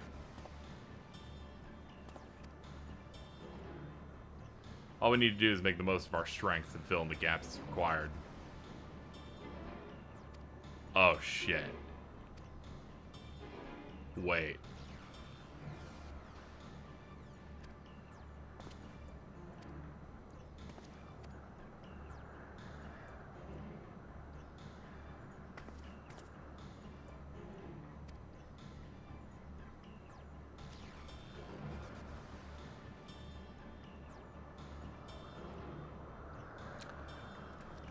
No wonder people are like, you should do trust. This is gonna be a dungeon. We're gonna be able to do trust with fucking Emmett Selk.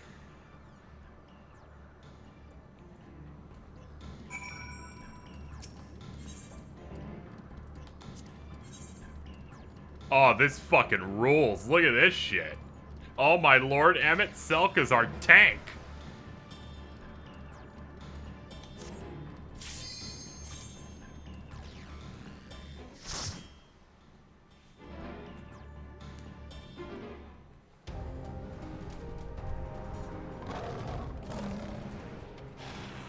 Yo.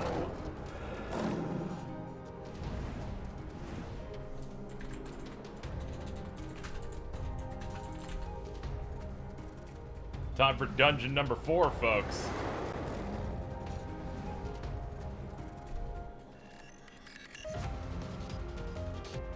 Yo, this goes hard.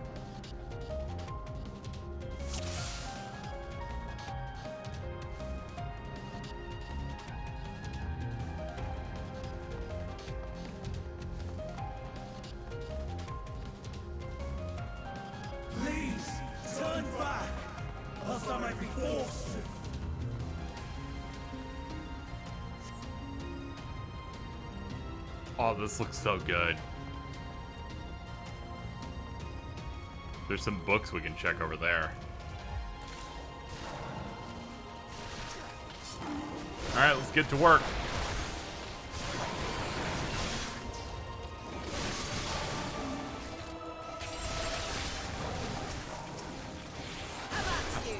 I like how I didn't even expect this, honestly. Someone's like, a dungeon's coming up. I'm like, oh, okay, I guess I'll be leaving this area soon.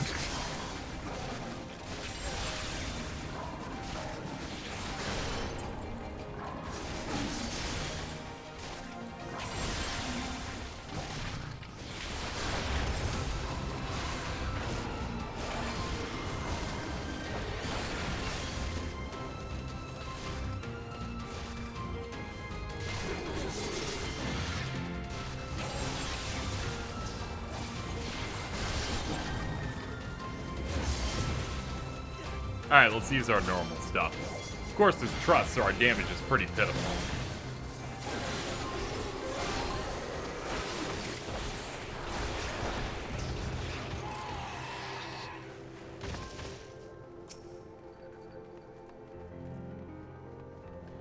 They also tuned trust tanks to actually pull mobs off you. When I did this, I ran ahead because I was curious, and Emmett did follow me to grab ads. Have you ever wondered whether your creation is a beneficial existence to the star? Wonder no more. For Akatis's Hyperborea, our mission is to determine the answer from temperate plains to tropical jungles, from smoldering volcanoes to frozen fields. We put creations to the proof in the wide range of meticulously recreated environments. Will your creation be able to survive in the wider world, or will it threaten the survival of others? Answers to such questions and more, we will uncover.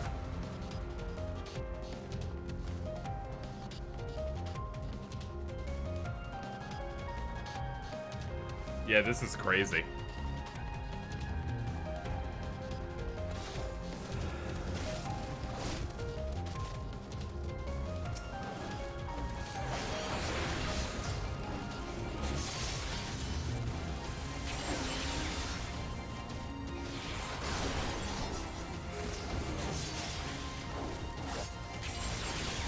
Yeah, I definitely have to be right before him if I want to get this stuff off.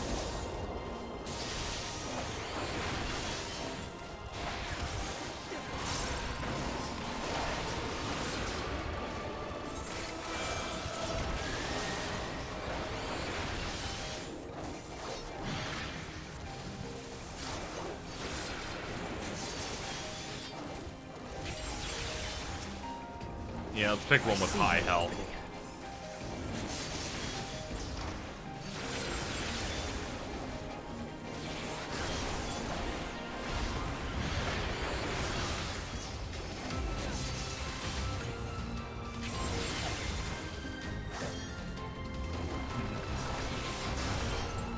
Have a taste.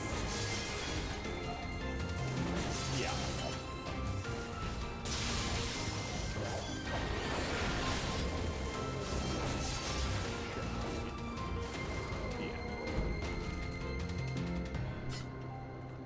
Hey, chat. We had internet people coming over. It looks like we're actually gonna get this get stuff turned off, but thankfully they're willing to come back in a couple hours. Thankfully, because they came 2 hours earlier than they expected. Good lord. Gonna be honest, was a little nervous. I was willing to let this stream actually cut early and duck out of this dungeon despite promoting it, because our internet has been on the fritz, but they're able to give us a couple hours, so we can jump back, going as normal, in case we were wondering why I was just talking into a void for a second. Thank you, Oblivy, by the way, for the sub. But with that distraction done, let's get back to this dungeon. That being said, I probably gonna end in the next like 90 minutes.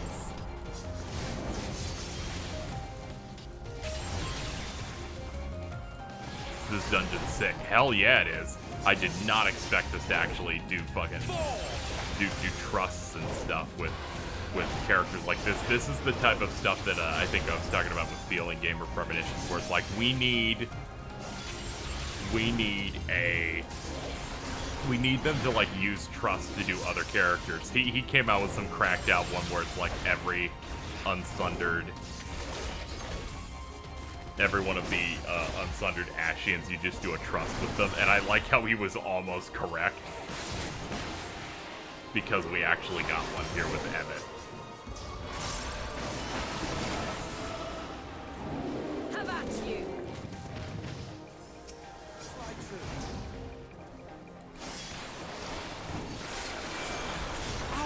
My way. Yeah, Emmett Self being a Dark Knight really funny.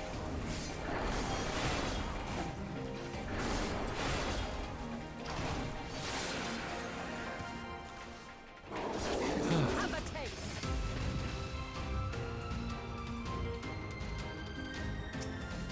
Didn't even notice there was an extra one here. See, this is what I hate about fucking service workers, right? And companies. They're like, we'll arrive from 5 to 7.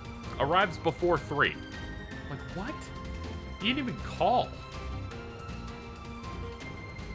With how base the expansion is already, he could still be fully right. Honestly, yeah, that type of thing. But though I feel like the Unsunders in a way have like served their purpose. Where they're like, where the super important two get to do a thing in La Brea, I don't expect to be doing much aside from apparently having a role in the raid. I don't think he'll be doing much in the main story. But we'll see.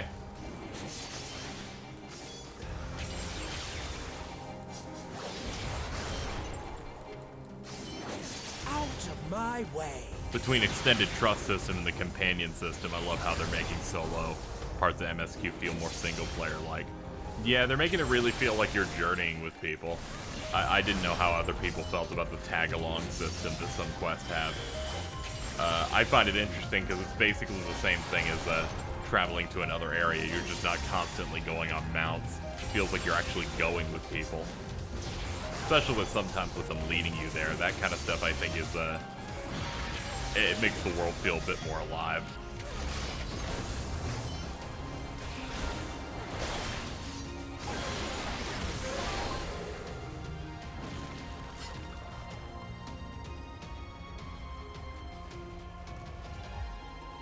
First boss. Ooh. Lissa.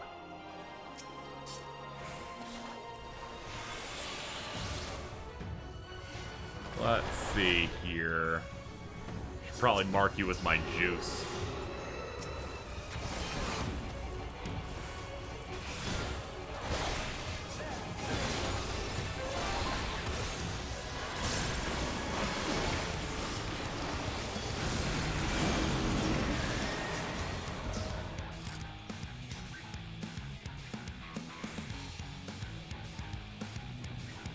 He is right here. Ah, follow the footprints. And then that'll be the area where a giant fucking AoE sweep is. Cool.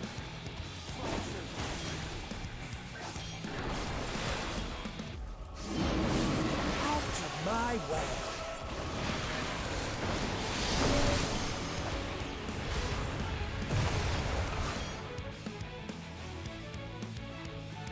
What is that going to do to the ice down there? Oh, okay, they're going to shoot out in that direction.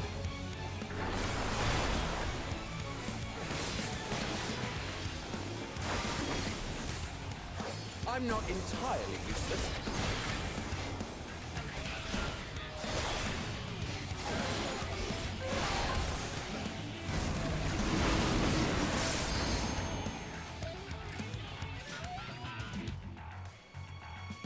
These are where the footprints end.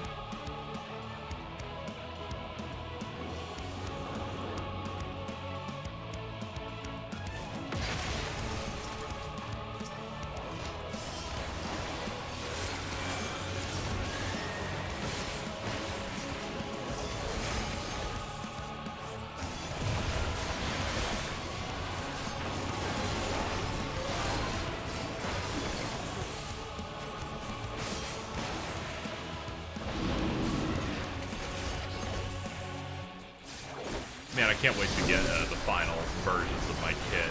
Can't wait to get the fucking double dragon move.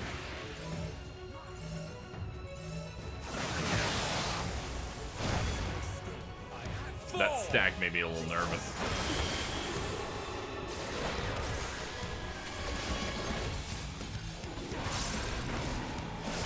I'm not entirely useless.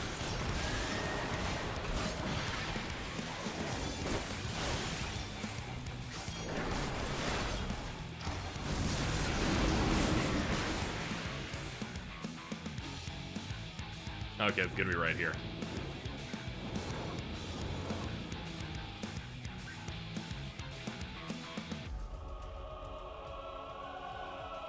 Okay, we got another hit.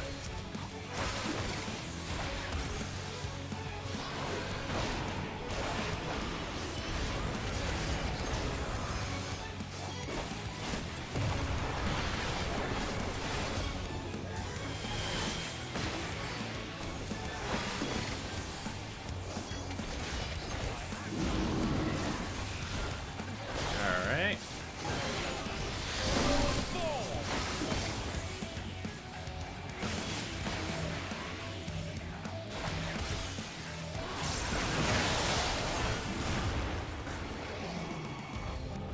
Okay, good job.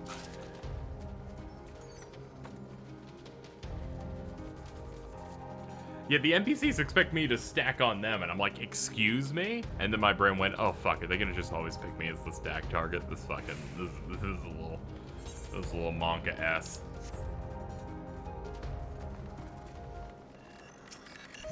Little Monka tea.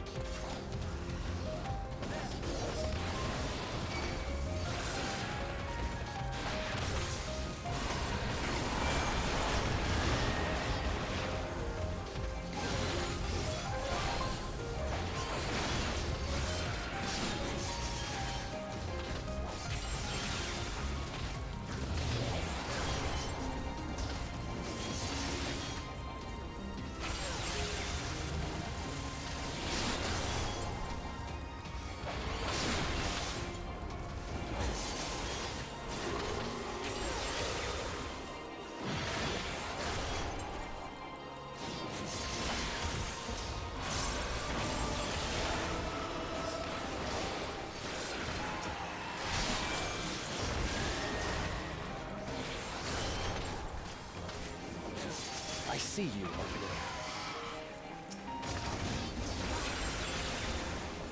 there. Okay.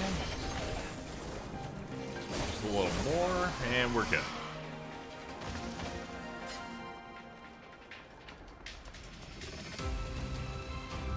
Bunch of mobs can be on the screen, and here they all come.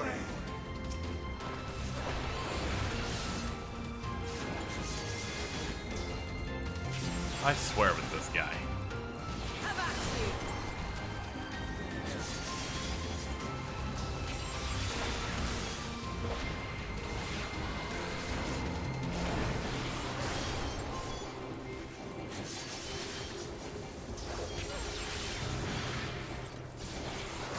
Have a taste.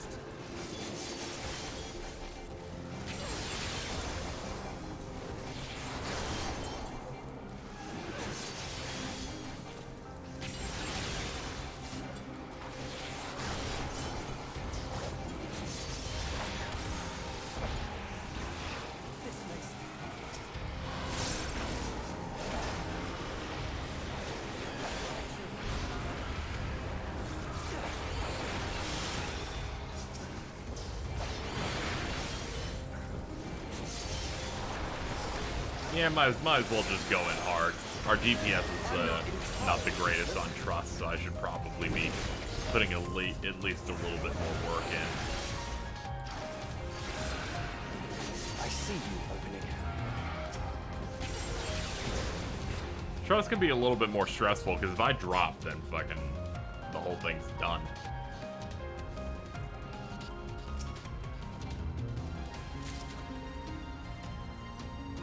Ah, look at all this great loot I'm getting.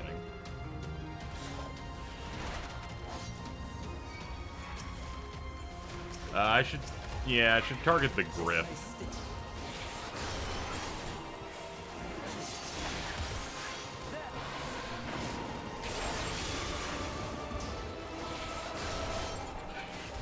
We're closing in on another level up too. I'm pretty hyped about that, actually.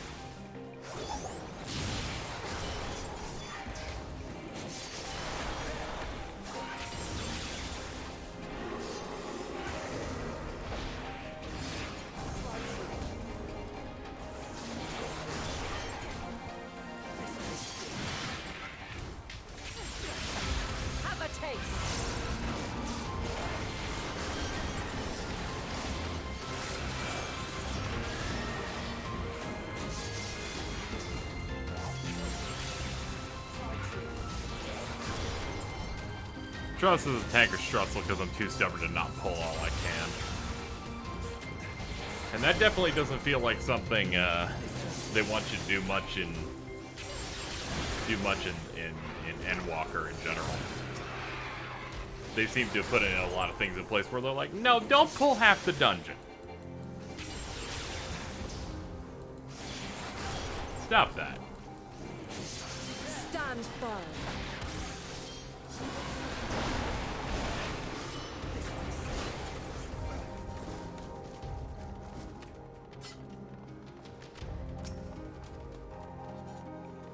According to Mistress Lissa, her creation is based on accounts of a bipedal wolf, and indeed is impressively man-like in its gait, or gait. It's also highly intelligent, as is evidenced by its ability to employ tools, while the gleam in its eyes gives the impression that it comprehends our words. If this proves to be the case, it would be a shame if its throat isn't designed for speech. Let's make mention of that in the next report.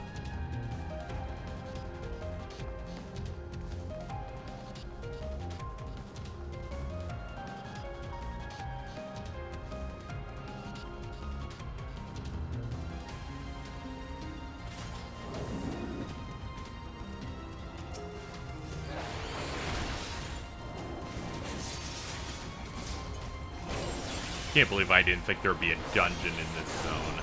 God. Of course they'd want to use this general aesthetic and look for something.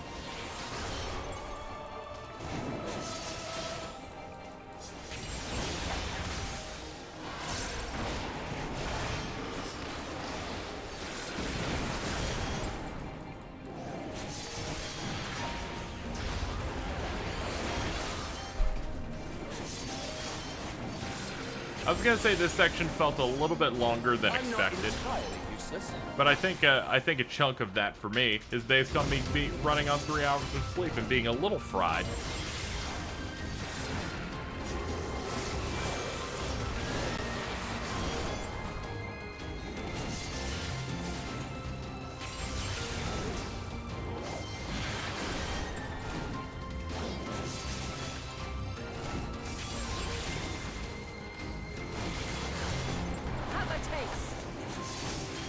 You've been in this area for about 5 hours.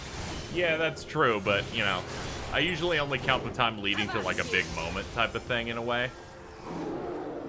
And I feel like the last 45 minutes plus has been, like, where things have gotten... the last hour is when things have gotten a bit more on the serious side. We also had a lengthy section in Garlemald, too.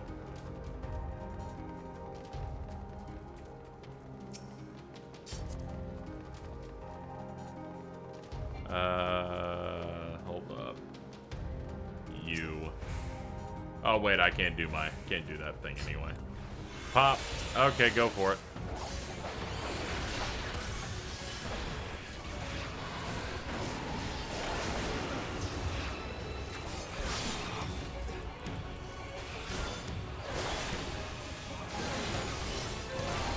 Stand firm.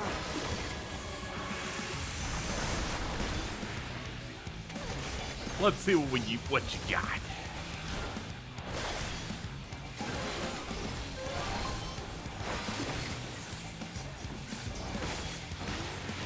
Out my way.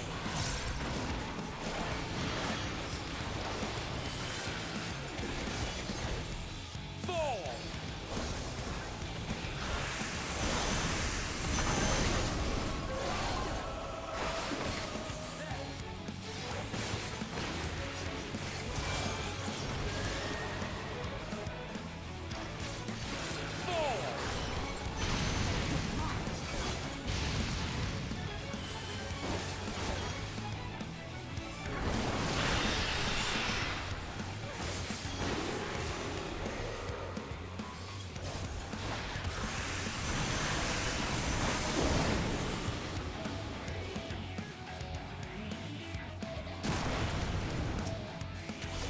Okay, nothing too bad so far.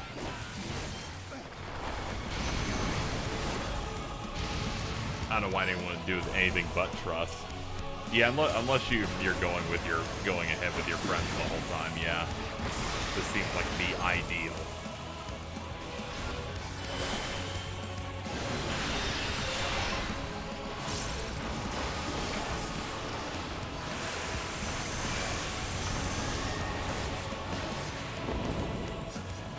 drawing in that ether.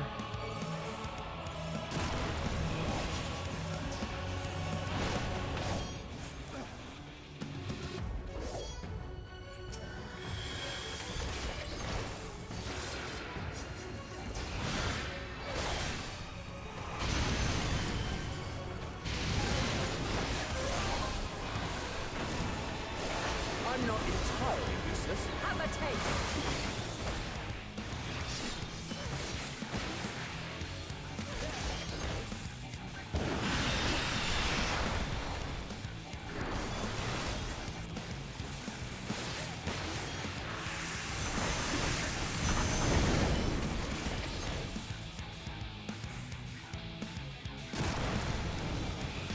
Hey, back to work.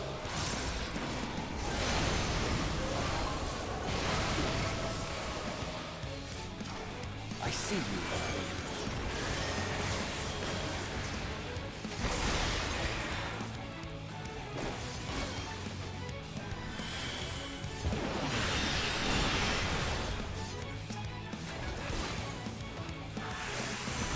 Have a taste. Oh, nice. I'm in a perfect position to actually deal damage.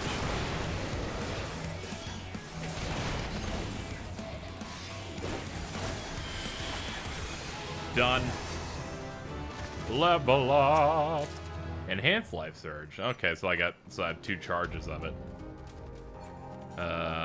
Striking. So again, still no gear for me, it looks like.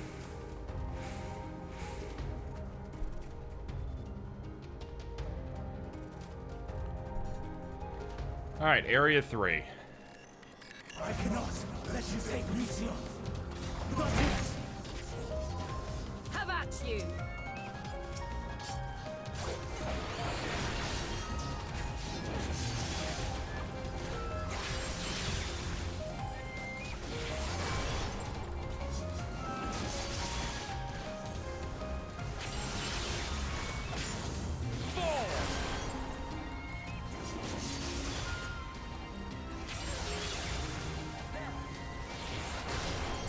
Got a nice gunblade from this dungeon. Sort of looks like a dragon.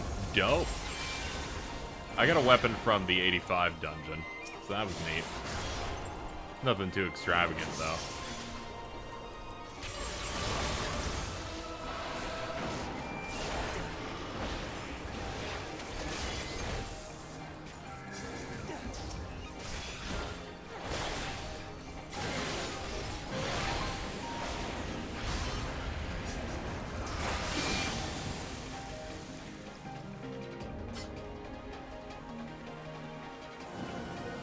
Yo! Next.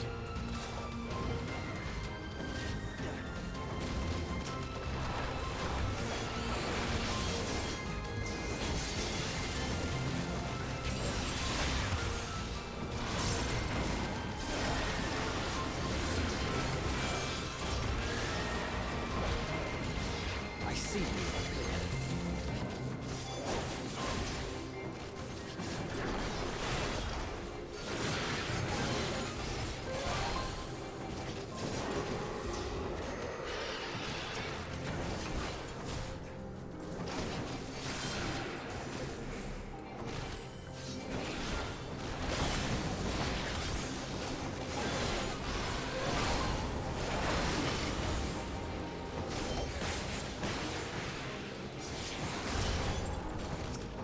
Seems like queues are a little more manageable today, probably because folks have work.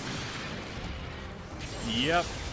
I'm going to be turned around on more of a early day schedule, though, so I can't say I'll be trying to queue in the late afternoon. Plan is I'm going to go for at least a little over an hour, and then I'm going to be done for today, I feel like. We'll see.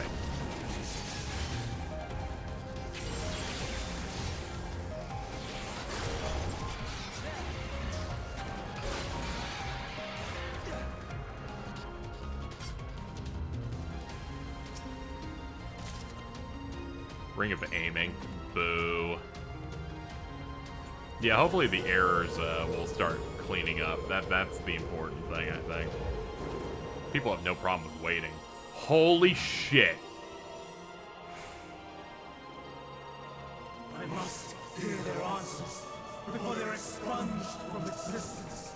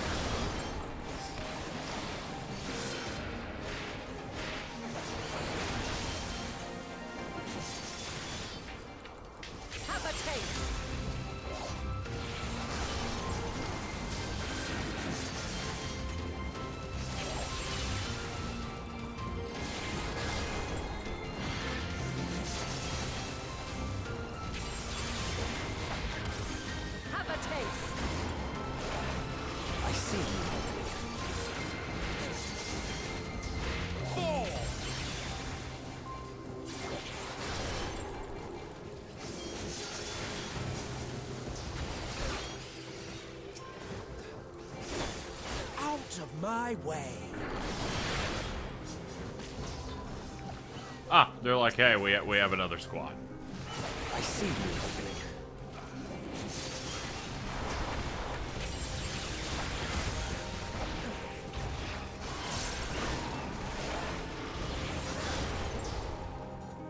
No, battery's low. I see you opening. They're like, haven't you gone enough? I'm like, no, I refuse.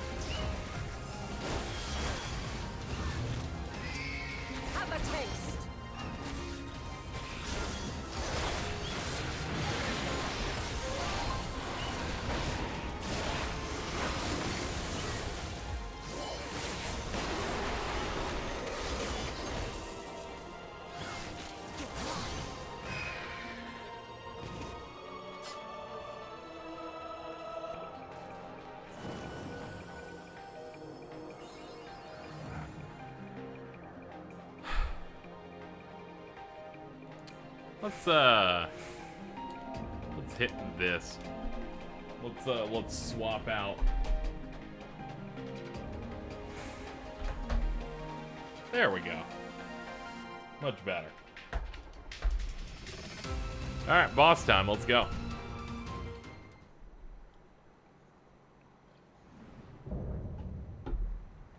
Hermes.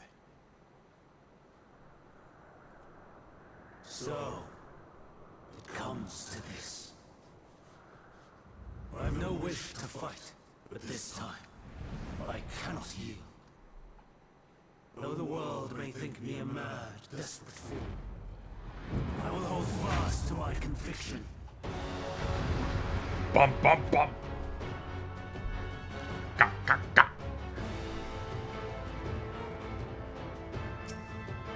Let's go.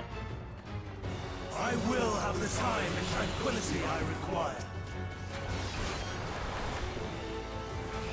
Lust and gale, gather to me!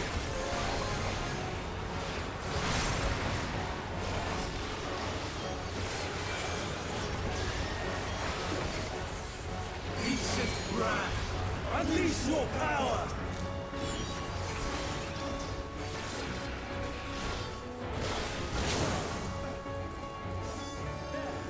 Well, that certainly makes me nervous. Here's my throne!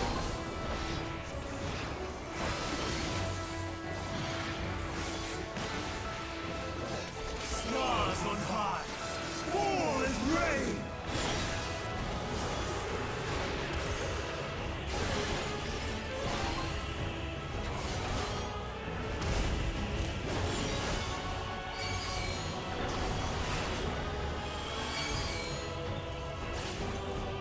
I guess we go behind this rock that isn't cracked. Ah, and a cracked sword. Oh, fuck me. Okay, I know now.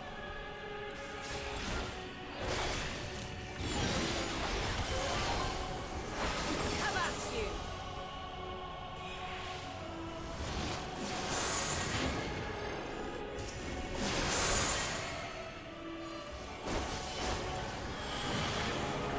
Seeking AoEs are always funny.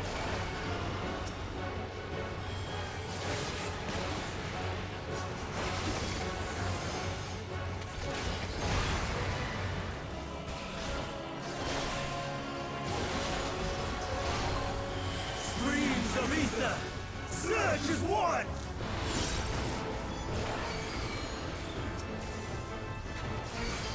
I'm not entirely useless.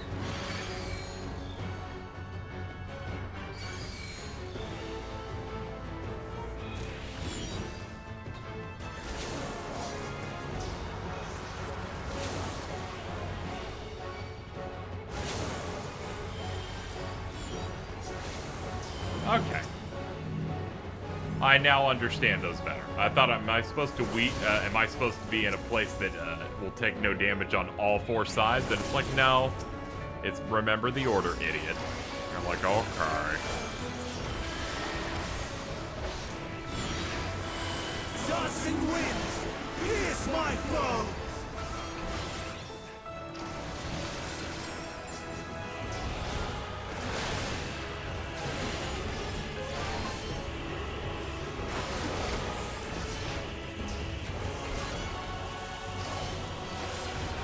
I appreciate all the interrupts.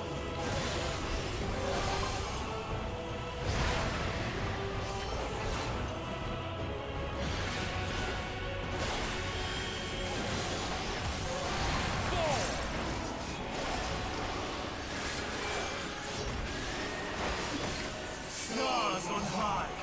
All is rage!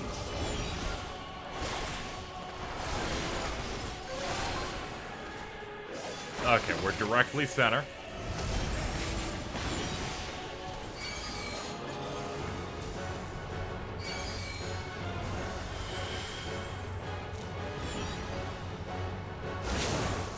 And back here. Okay. That mechanic's pretty good. They're like, we've had you go behind rocks before, but what if you did it twice?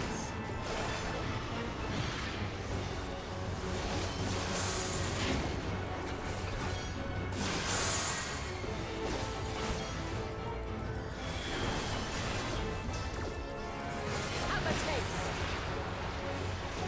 I see you.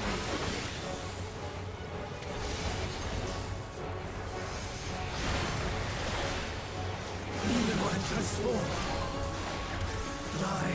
I'm not streams of ether! Surge as one!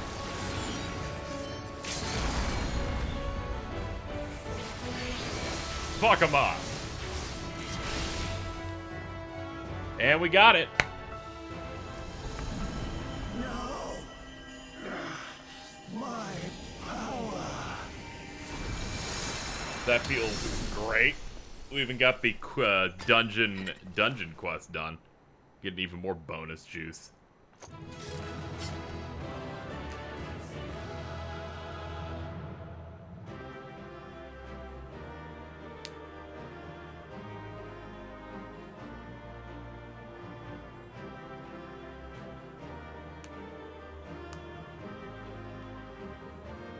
Yeah, we're already halfway to 89 now.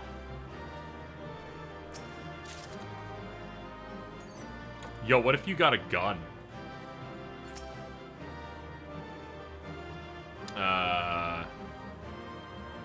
I don't know who to give the commendation. Probably, but not.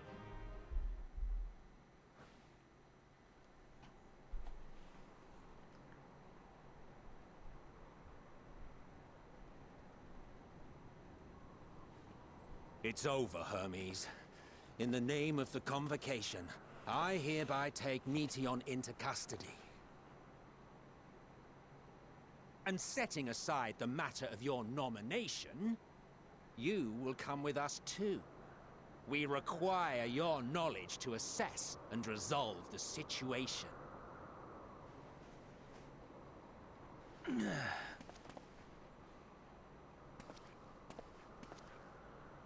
Meteon, I am so sorry.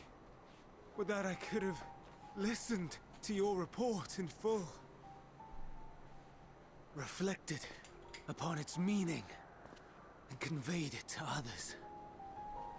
That they might reconsider their chosen course. But I have failed. And that wish will never be realized. Good to see I'm catching up with some people. Ere our fates become the province of others, I bid you tell me just one thing. Was there happiness in those distant stars? Was there a reason for living?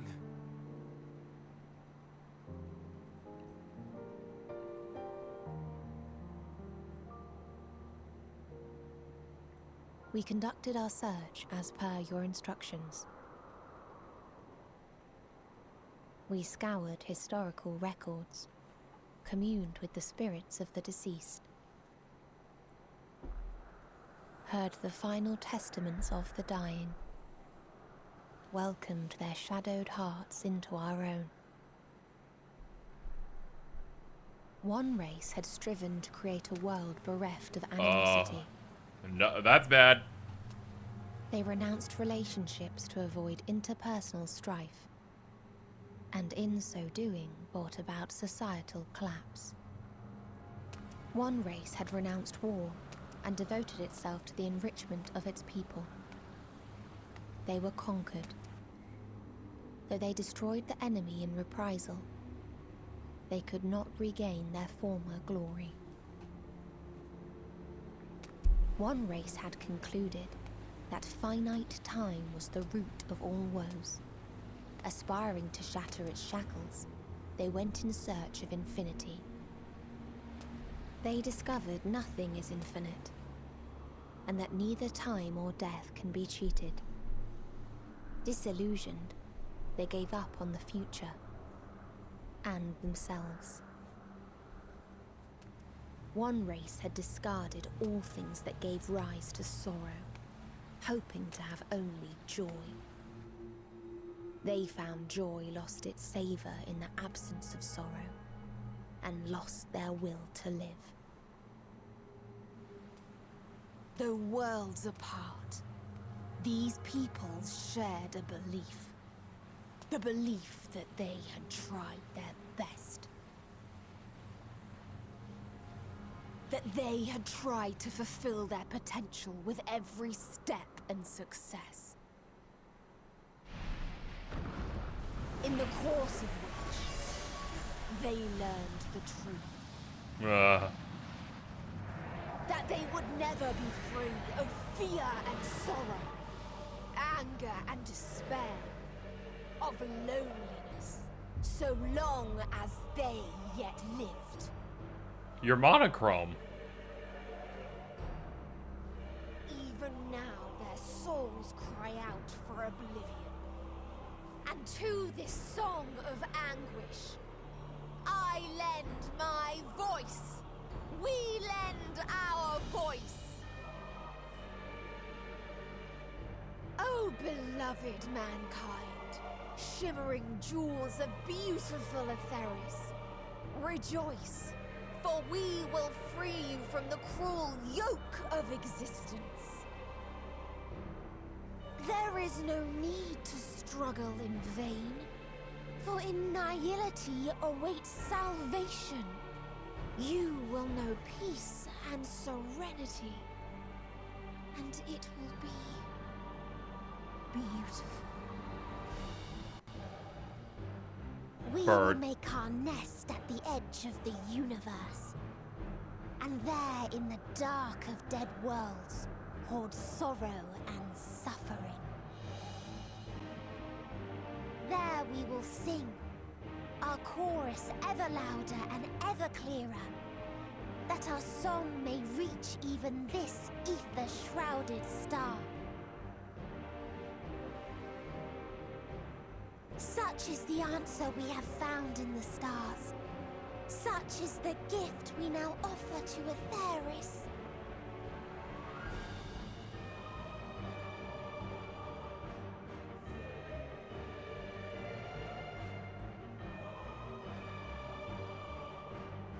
Who are you to decide our fate? To decree we live or die? Yeah, you're just a fucking bird.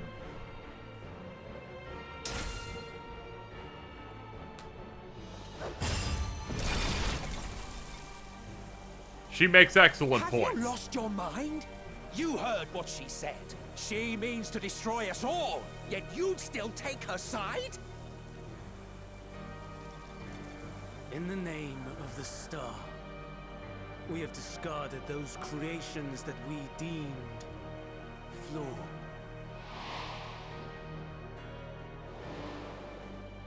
If we ourselves are flawed, does it not stand to reason that we too should be discarded? No, I'm cooler than that. And you know it. Perhaps it is. Perhaps I am wrong. Who is to say that you are right?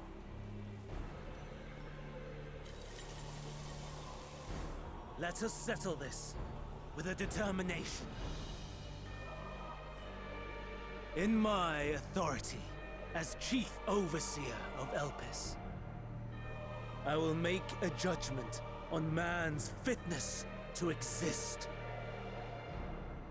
If he can learn to value all life and retain his will to live, even should his end be justified, he will surely find a way to avert his demise. If not, he will perish and starve. As with all determinations, provisions must be made to ensure fairness. Kairos, awaken! Ah! Memory reconfiguration system Kairos activated. Awaiting instruction. Command, Universal Memory Alteration. Target area, Catesis Hyperborea. Starting point. Arrival of Emmett Selk. Of the convocation. Yeah, because I was wondering how this is gonna get solved. Endpoint. The present. Erase the memories of all events, and replace with a vague recollection of the following. I was here, preparing to demonstrate the functionality of Kairos to Emmett Selk and Hithodeus. Meteon's shared consciousness became unstable. She and her sisters could not sustain their existence, and all dissipated with the burst. The resultant shockwave accidentally triggered Kairos, which erased several days of memories from all present. Execute. That class weapon we heard earlier is really coming to use. Yep. 3 processes remaining to execution. Bravo. I dare say one would be hard-pressed to make it fairer. Everything that you told us, everything that has happened, the fact we've even met, it will all be gone.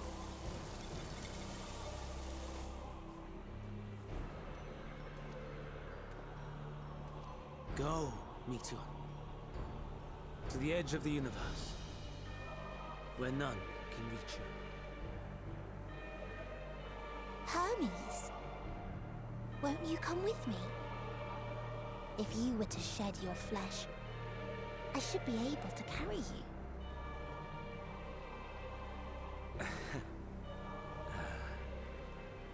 I will remain. As a man, I will oppose the oblivion you bring. Silly fool. Had you said yes, I would have granted you the gentlest end.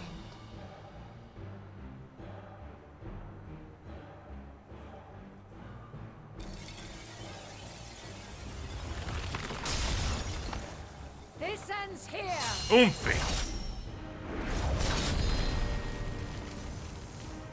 Fly, Meteor!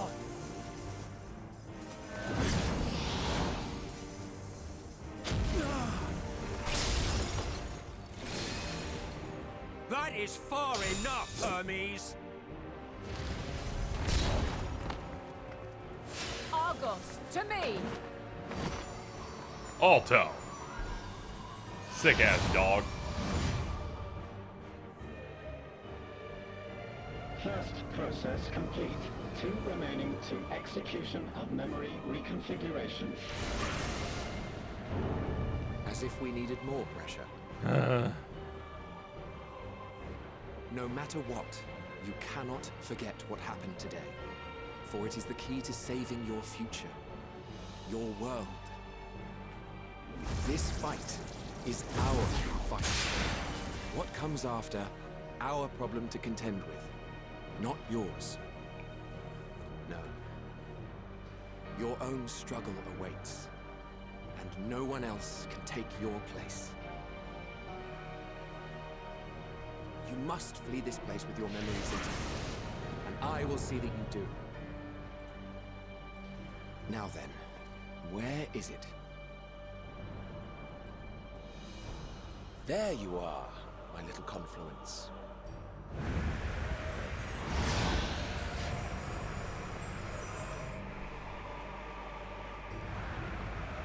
This dog's coming.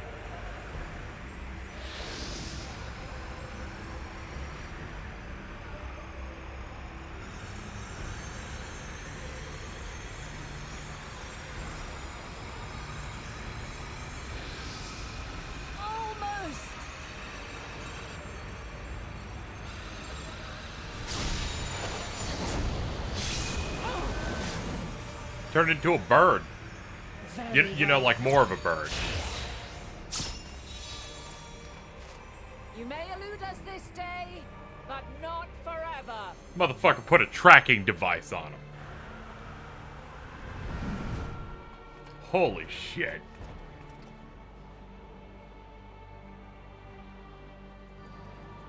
Meteon's gotten away. Second process complete. 1 remaining to execution. Oh boy. No time for brooding. Listen well. Beyond lies a spatial confluence that connects the interior sections of this building. I will destroy the confluence and force open a way outside. When I do, you must jump through.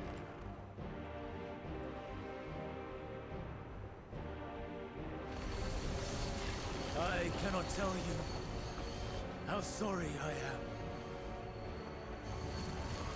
But neither can I let you escape! No! Ah!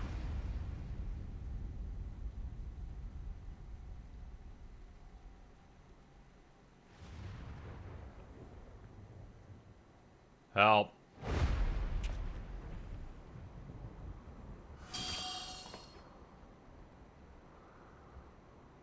Too brave by half.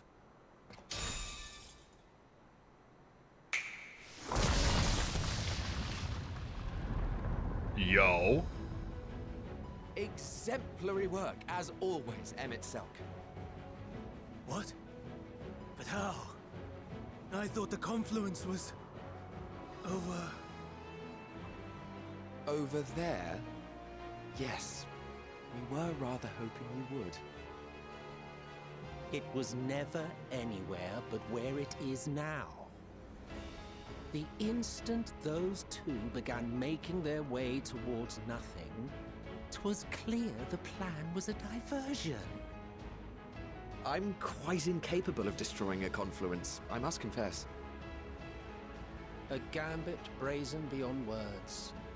Though we've grown accustomed to reckless improvision due to the antics of an incorrigible associate. Though, in the case of certain present company, incorrigible is an understatement. Honestly, I'm beginning to suspect it's a requirement for every Azen. Ahem. Dog. There's no time! Quickly! Even now, I do not believe your tale. I would not suffer us to walk such a wretched path. Still, if it must be said, do not squander it. The legacy I leave you. I got this! Final Smirk. process complete. Executing universal memory alteration.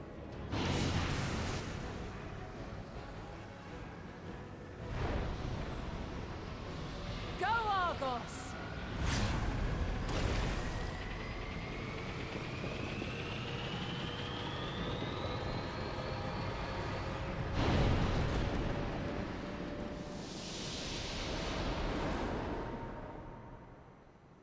God, that was so sick.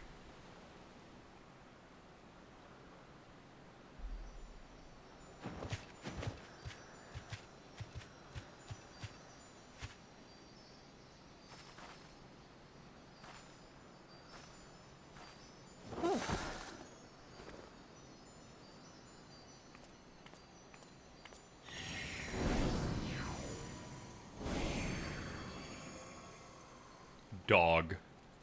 I'm fine. Just a little tired.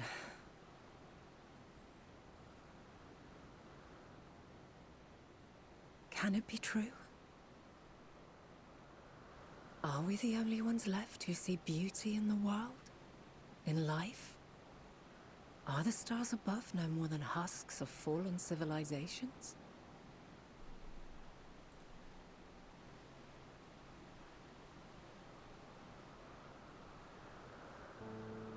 And yet,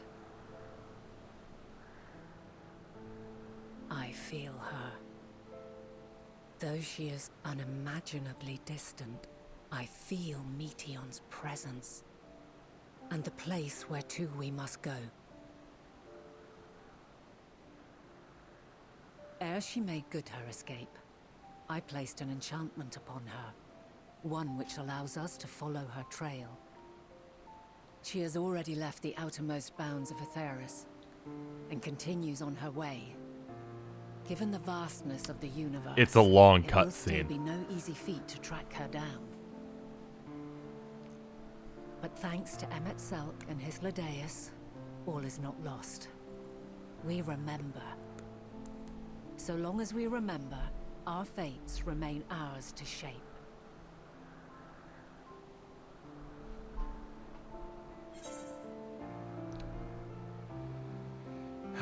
So what now? What indeed?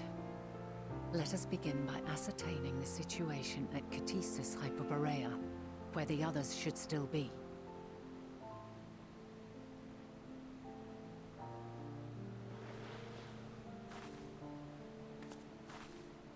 Given the likely state of their memories, however, it would be imprudent for us to approach them directly. In which case...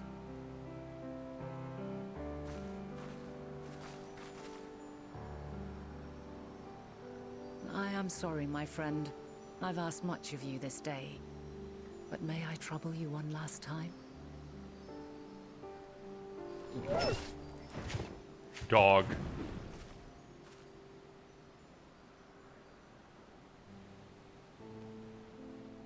Argos will investigate in our stead. We will share in his consciousness and see and hear as if we were with him. Now, close your eyes and open your mind.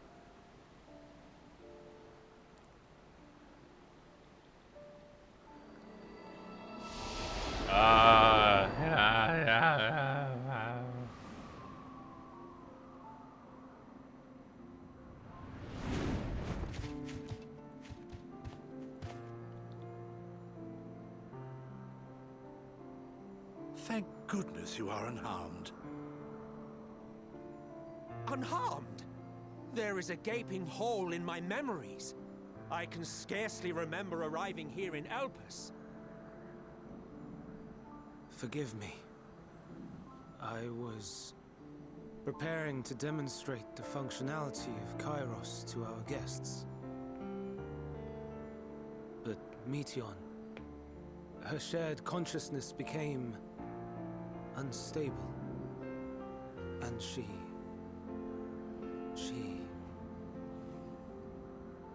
So, that's what prompted the state of alert. And when you went to investigate, you were caught in Kairos's accidental operation. So it would seem. It's all a blur to me. Such an unfortunate accident. Oh, and what of Vinar and your other companion? You went inside together, as I recall. We did?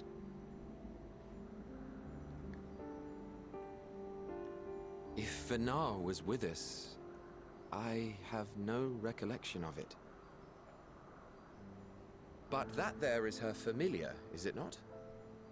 The fellow seems happy enough, so I think it's safe to assume his mistress is well.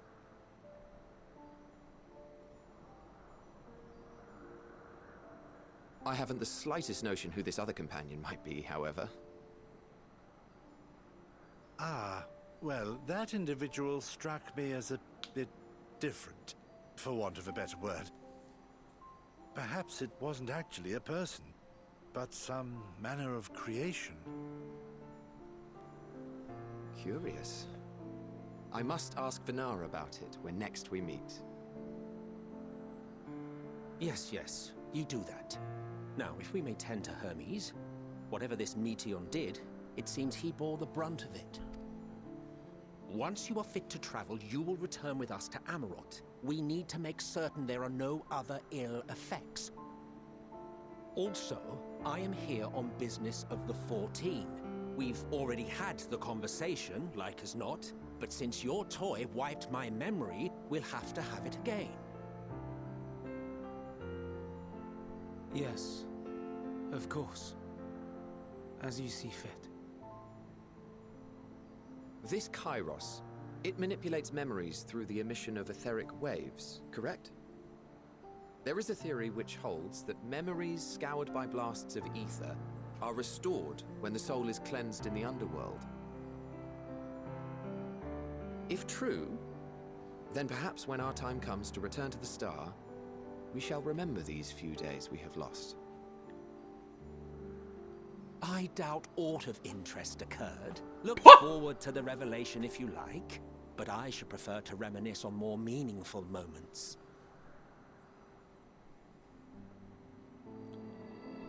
There's something really funny as how fucking past Emmett Silk has all white hair. Let us rest, if only for a while. After all, you and I... Oh, we still have a long, long way to go.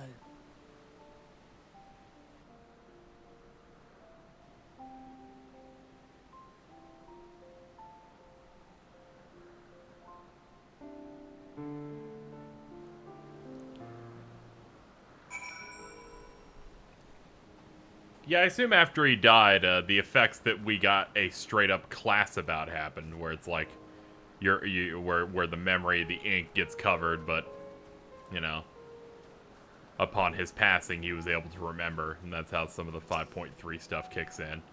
Where it's like, of course he would assist at that point.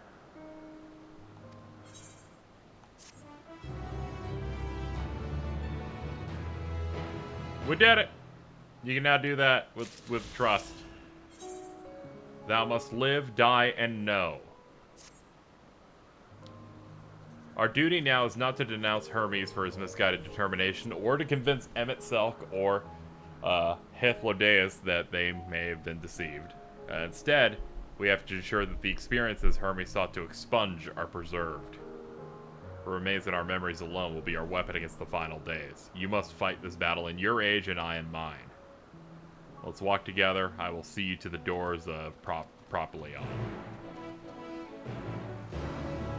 Okay, well, we got to have our fun time travel shenanigans, and all the people that need to not remember it no longer remember it. So that's a big, that's a massive dub. Means our next course of action is to leave. Time for peak fiction, chat says. Oh, well, we need to hurry. Let's teleport a little bit to the left so that we can then walk down.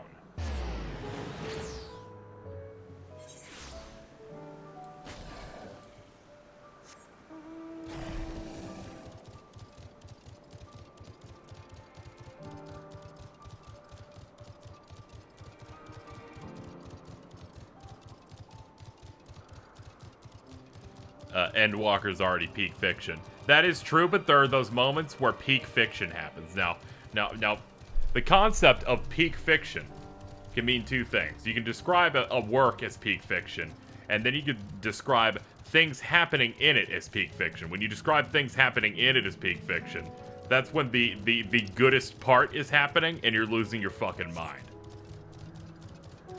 Such moments of peak fiction include, what do you mean Zodiark's the level 83 trial? Stuff like that. Also like multiple moments of KH3 for me where like, oh man, we're running into peak fiction. This feels better than Shadowbringers. I could have told you that shit for free.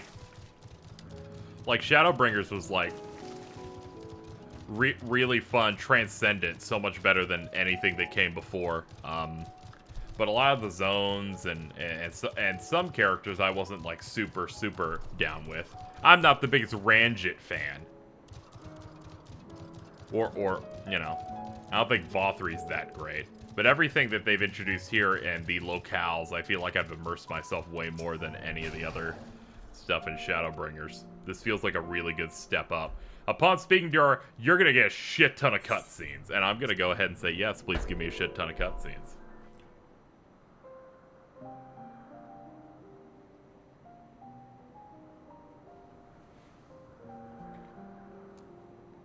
So, it is within.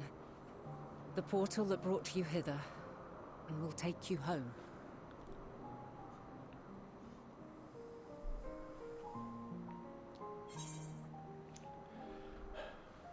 This is where we part ways.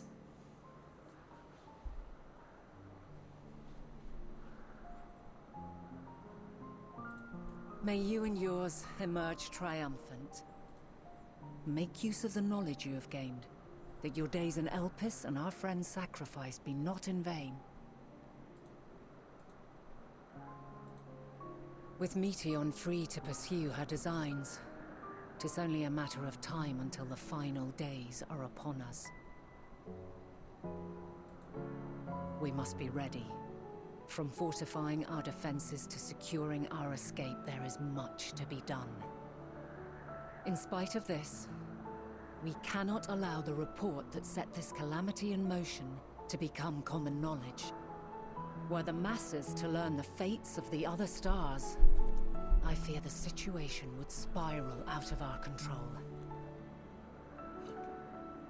I must carefully consider who can be trusted and bring them into the fold. It makes total sense that she would retain memories. Ordinarily, I wouldn't hesitate. Makes her to actions call make upon sense. 14. However, it was the desire for a fair determination that drove Hermes to attempt to erase our memories. Were he made aware of his actions, there is no telling whether he would remain a friend or become a foe. Alternately, we might try to alienate him from the convocation. Yet in doing so, we would deprive ourselves of a brilliant mind who would be invaluable in the crises to come. Quite the dilemma.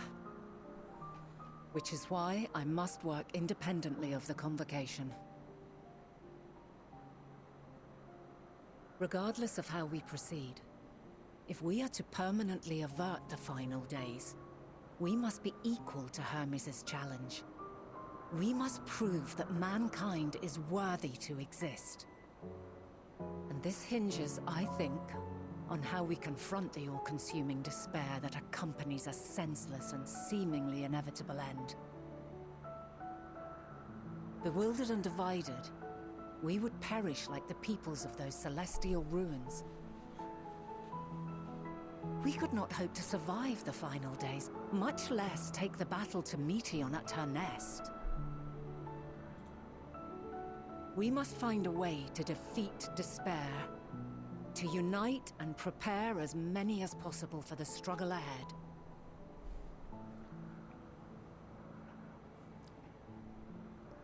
Heavy will weigh the burden of guiding this legion of souls.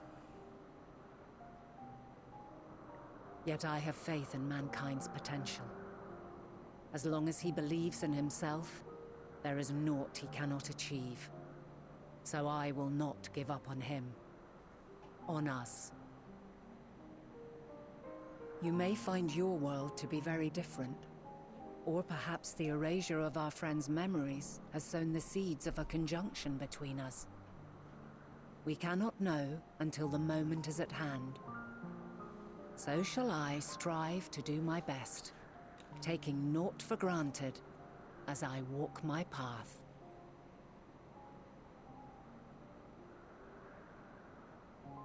And I pray you walk with me to the end. As you move forward, it's the title. So too will I, as will all, resolved to fight for the morrow. And when mankind has found the strength to stand against despair, we shall silence the song of oblivion. She who sings it will learn our journey is far from over. This I promise.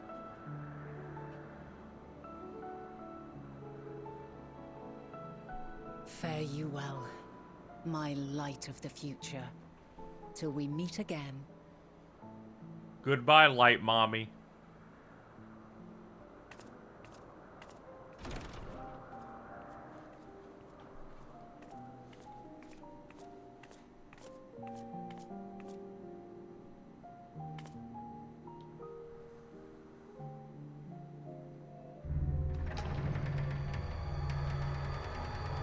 I can't believe I even had a shred of a doubt of like, yo, what if Heidelland's still kind of fucked up, though? Thankfully, this section dispelled my worries. We will now return.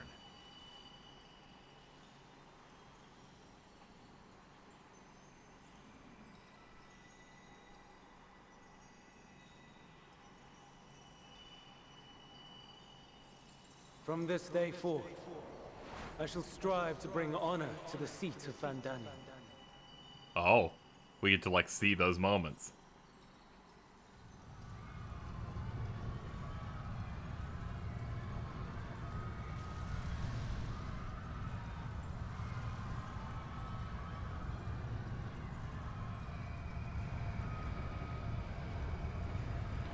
As well as the final days of Amurad.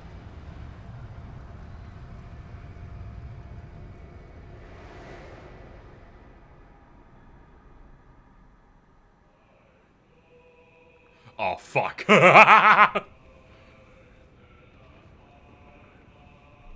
Yeah, peak fiction's happening right now. Oh, I'm marking the fuck out.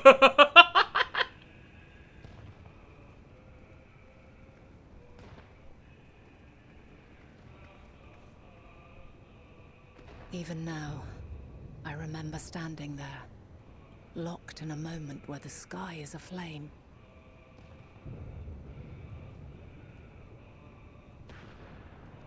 Where stars fall as tears, and screams darken the seas. Where resignation rots the trees.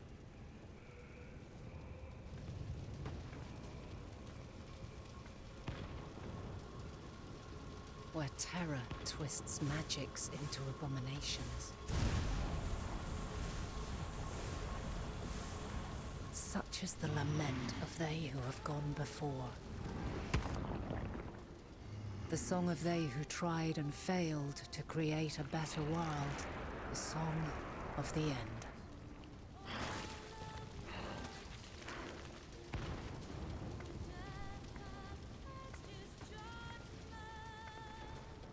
Now that I've seen her look around, they're That all which hides at the edge of the universe is no longer Hope's I'm creation. so pumped, chat. A crystal dungeon-like area, literally, I think, is the only other shot left from that launch trailer. They left out, like, so much, it's pretty insane. I cannot fucking handle it. That day, mankind saw half of its number sacrificed to bring forth Zodiac.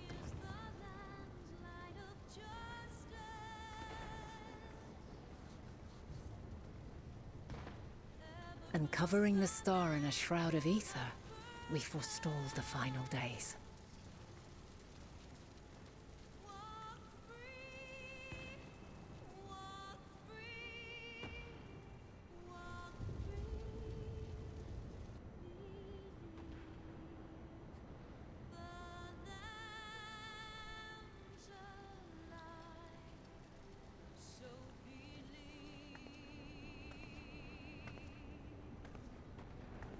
Yet the cries echoed still. We wept for innocence lost, wailed for death inevitable.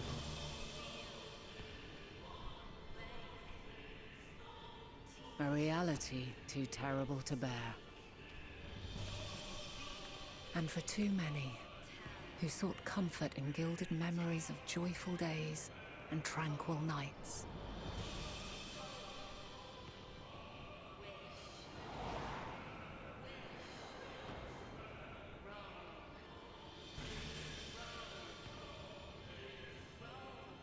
This is all wrong. Why must we suffer so? It needn't be like this. No.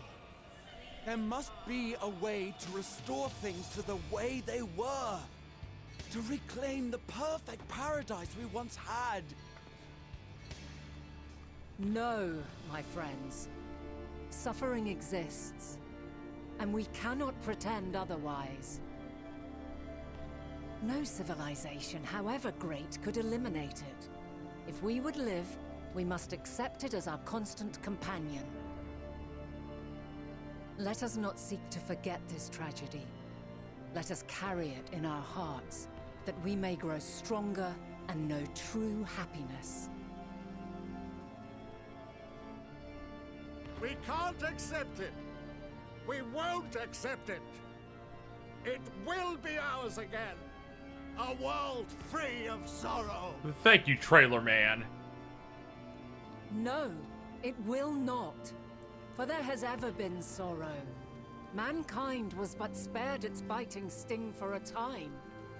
So please, you're like, who could be narrating these great lines? Random guy. By sacrificing yet more isn't wisdom. It is weakness. No paradise is without its shadows. If we cannot accept this truth and learn from our pain, then our plight shall be repeated.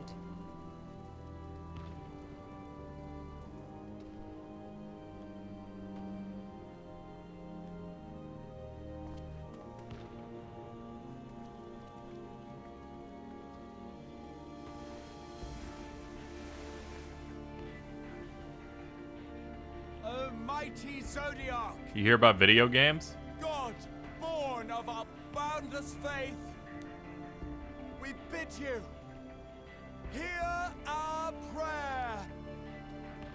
Accept this offering of lives, and deliver unto us the lives we once had. Deliver unto us the days of old, the days when the star was a font of love, and we knew naught but bliss.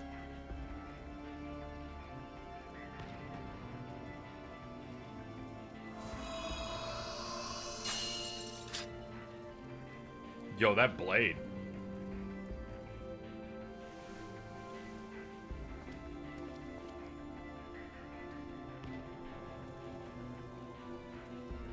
You would destroy it?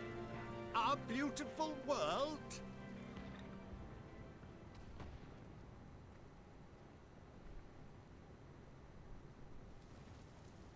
Lands that stretched on forever. Skies one could drown in. The heartbeat of nature, silent yet strong. And amidst it all, a people. Beacons of light and life. Laughter that warmed my heart like naught else before. They are my meaning and my purpose. My love. In spite of, or perhaps because of this, I choose to believe in mankind's potential, in his ability to find a way forward. So let there be no way back. From that temptation, I sunder us. Yo! No more shall man have wings to bear him to paradise. Henceforth, he shall walk.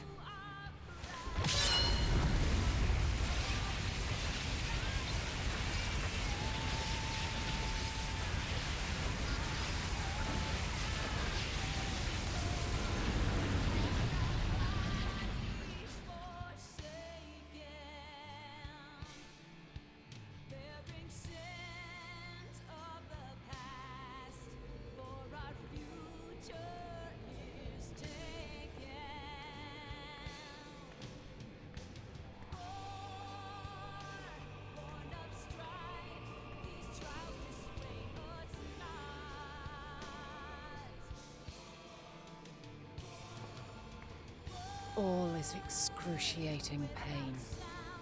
I breathe fire and torment.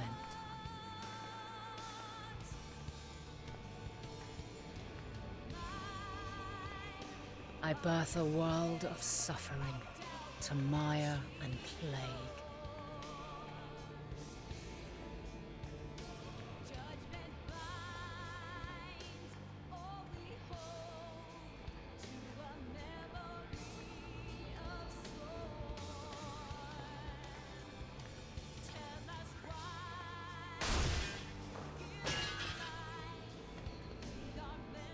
Oh.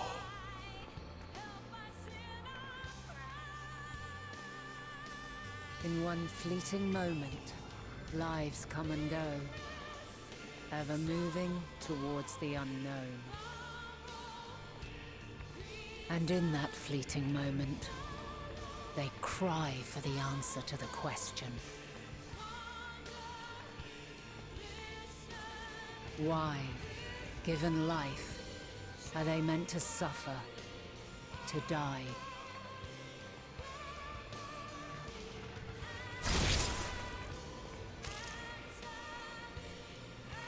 As fragmented, imperfect beings, yours is a never-ending quest.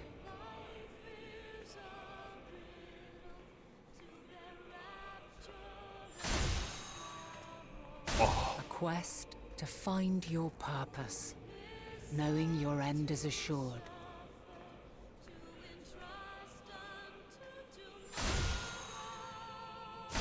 To find the strength to continue when all strength has left you. To find joy, so good, even as darkness descends. And amidst deepest despair, light everlasting.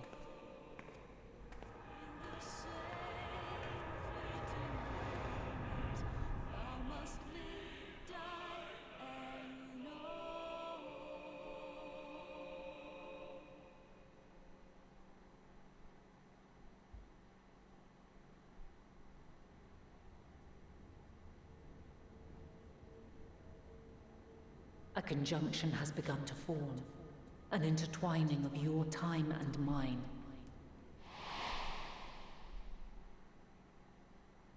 When you truly understand what is at stake, and your journey has prepared you to surmount the insurmountable. Your mic's peaking. Then, Shall I honor the promise made in another time, another age?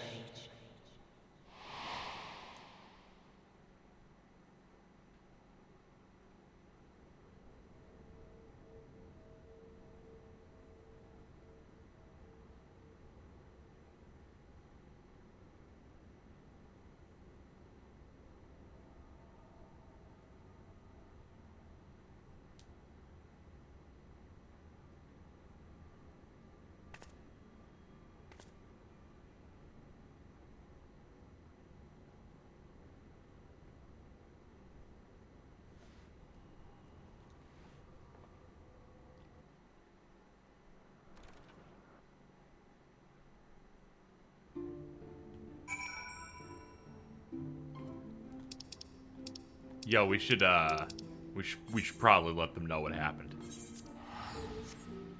Probably should let them know. We're like, hey guys, I traveled through time. Here's everything that happened. They played a really good cutscene. I teared up. A lot of things happened. It was rough.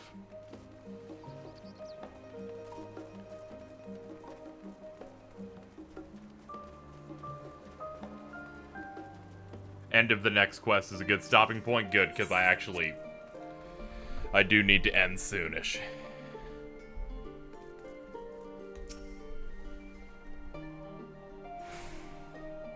How'd you like the revelations at the end of Elpis? I thought they were all really sick, and it was a good way to put some time travel stuff in here, but not make it the forefront of the entire game. But put in that instance, and that last scene was incredible.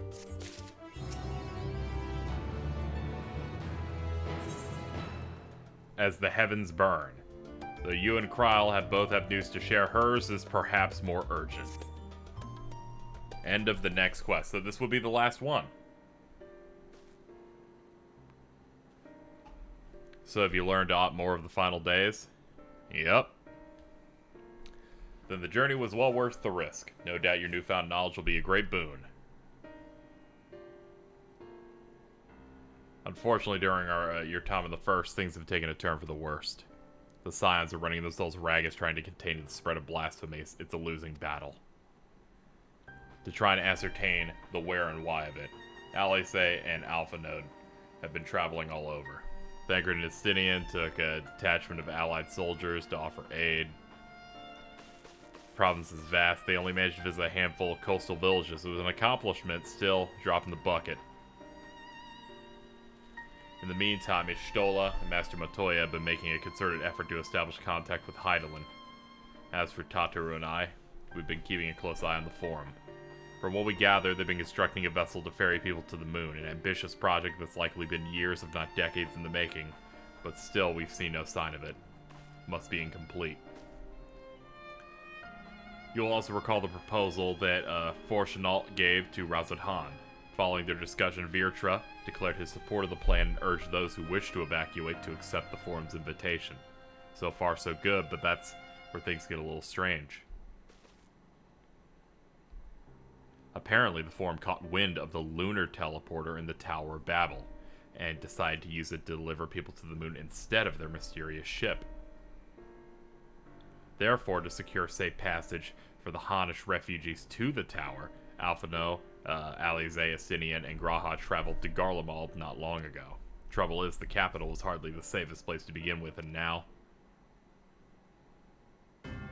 the final days have come to Garlemald. As if that place didn't suck as is. They were sent to rendezvous with Fortunault, then panic broke out and our communications were severed. From what fragments we were able to make out before the link shell went completely silent, we can assume the phenomenon has spread to the capital.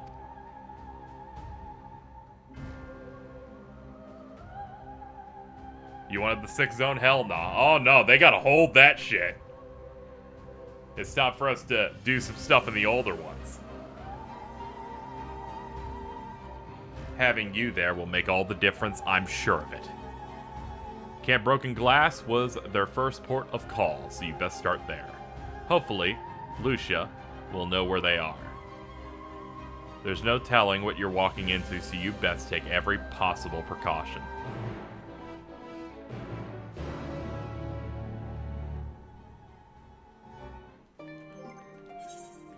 Let's see.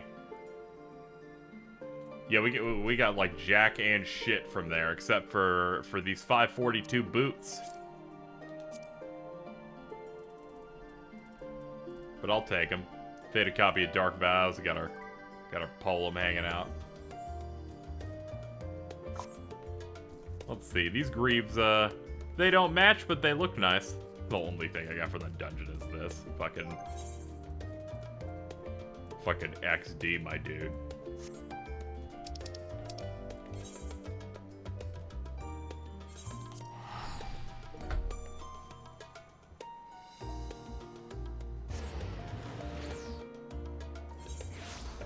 Everything with Medion, yeah, is pretty fucked up.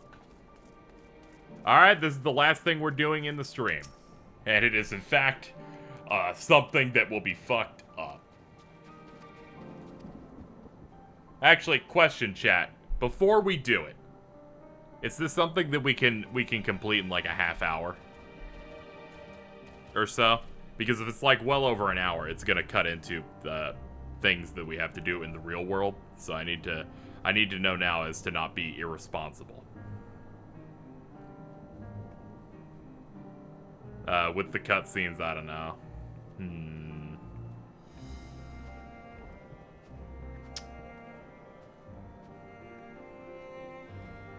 Lots of cutscenes.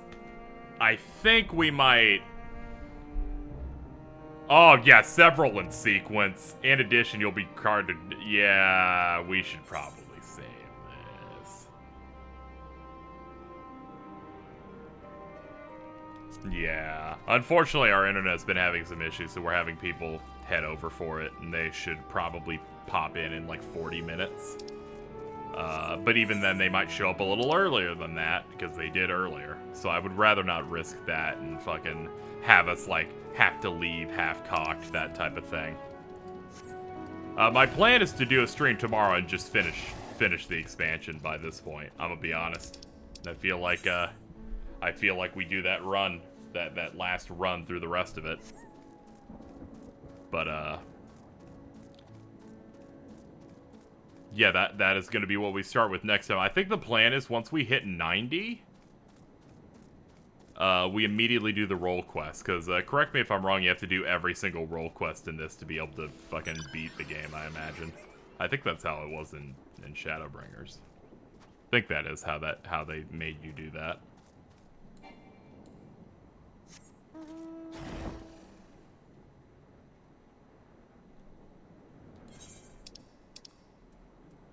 Yo, can I just time travel? Yes. I think you're gonna need 2 more days, to be quite frank. We'll see. We'll see how things go.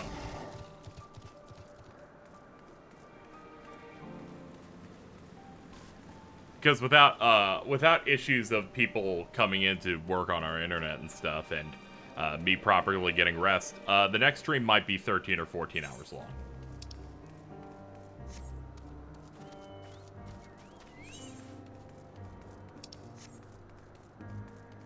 The only reason we're not going super hard today is I'm running on 3 hours of sleep. Yeah, it's mainly just the three hours of sleep, and then we have a dude from our ISP coming in, and they're gonna have to reset shit, and then I'm gonna have to re-queue based on that. But off stream, over this next 40 minutes, I'm probably just gonna run and get flight here, and this will clear some quests and do that. Are you gonna start like today or like the other days? I'm gonna start earlier. I'm gonna start earlier because my schedule's gonna be turned around, so we're aiming for the morning. Role quests aren't required? Okay, I might not do them. We'll see. I might not do them to finish the MSQ, but we'll see how things go. But we're over halfway to 89. Things are ramping up. The story has become insane.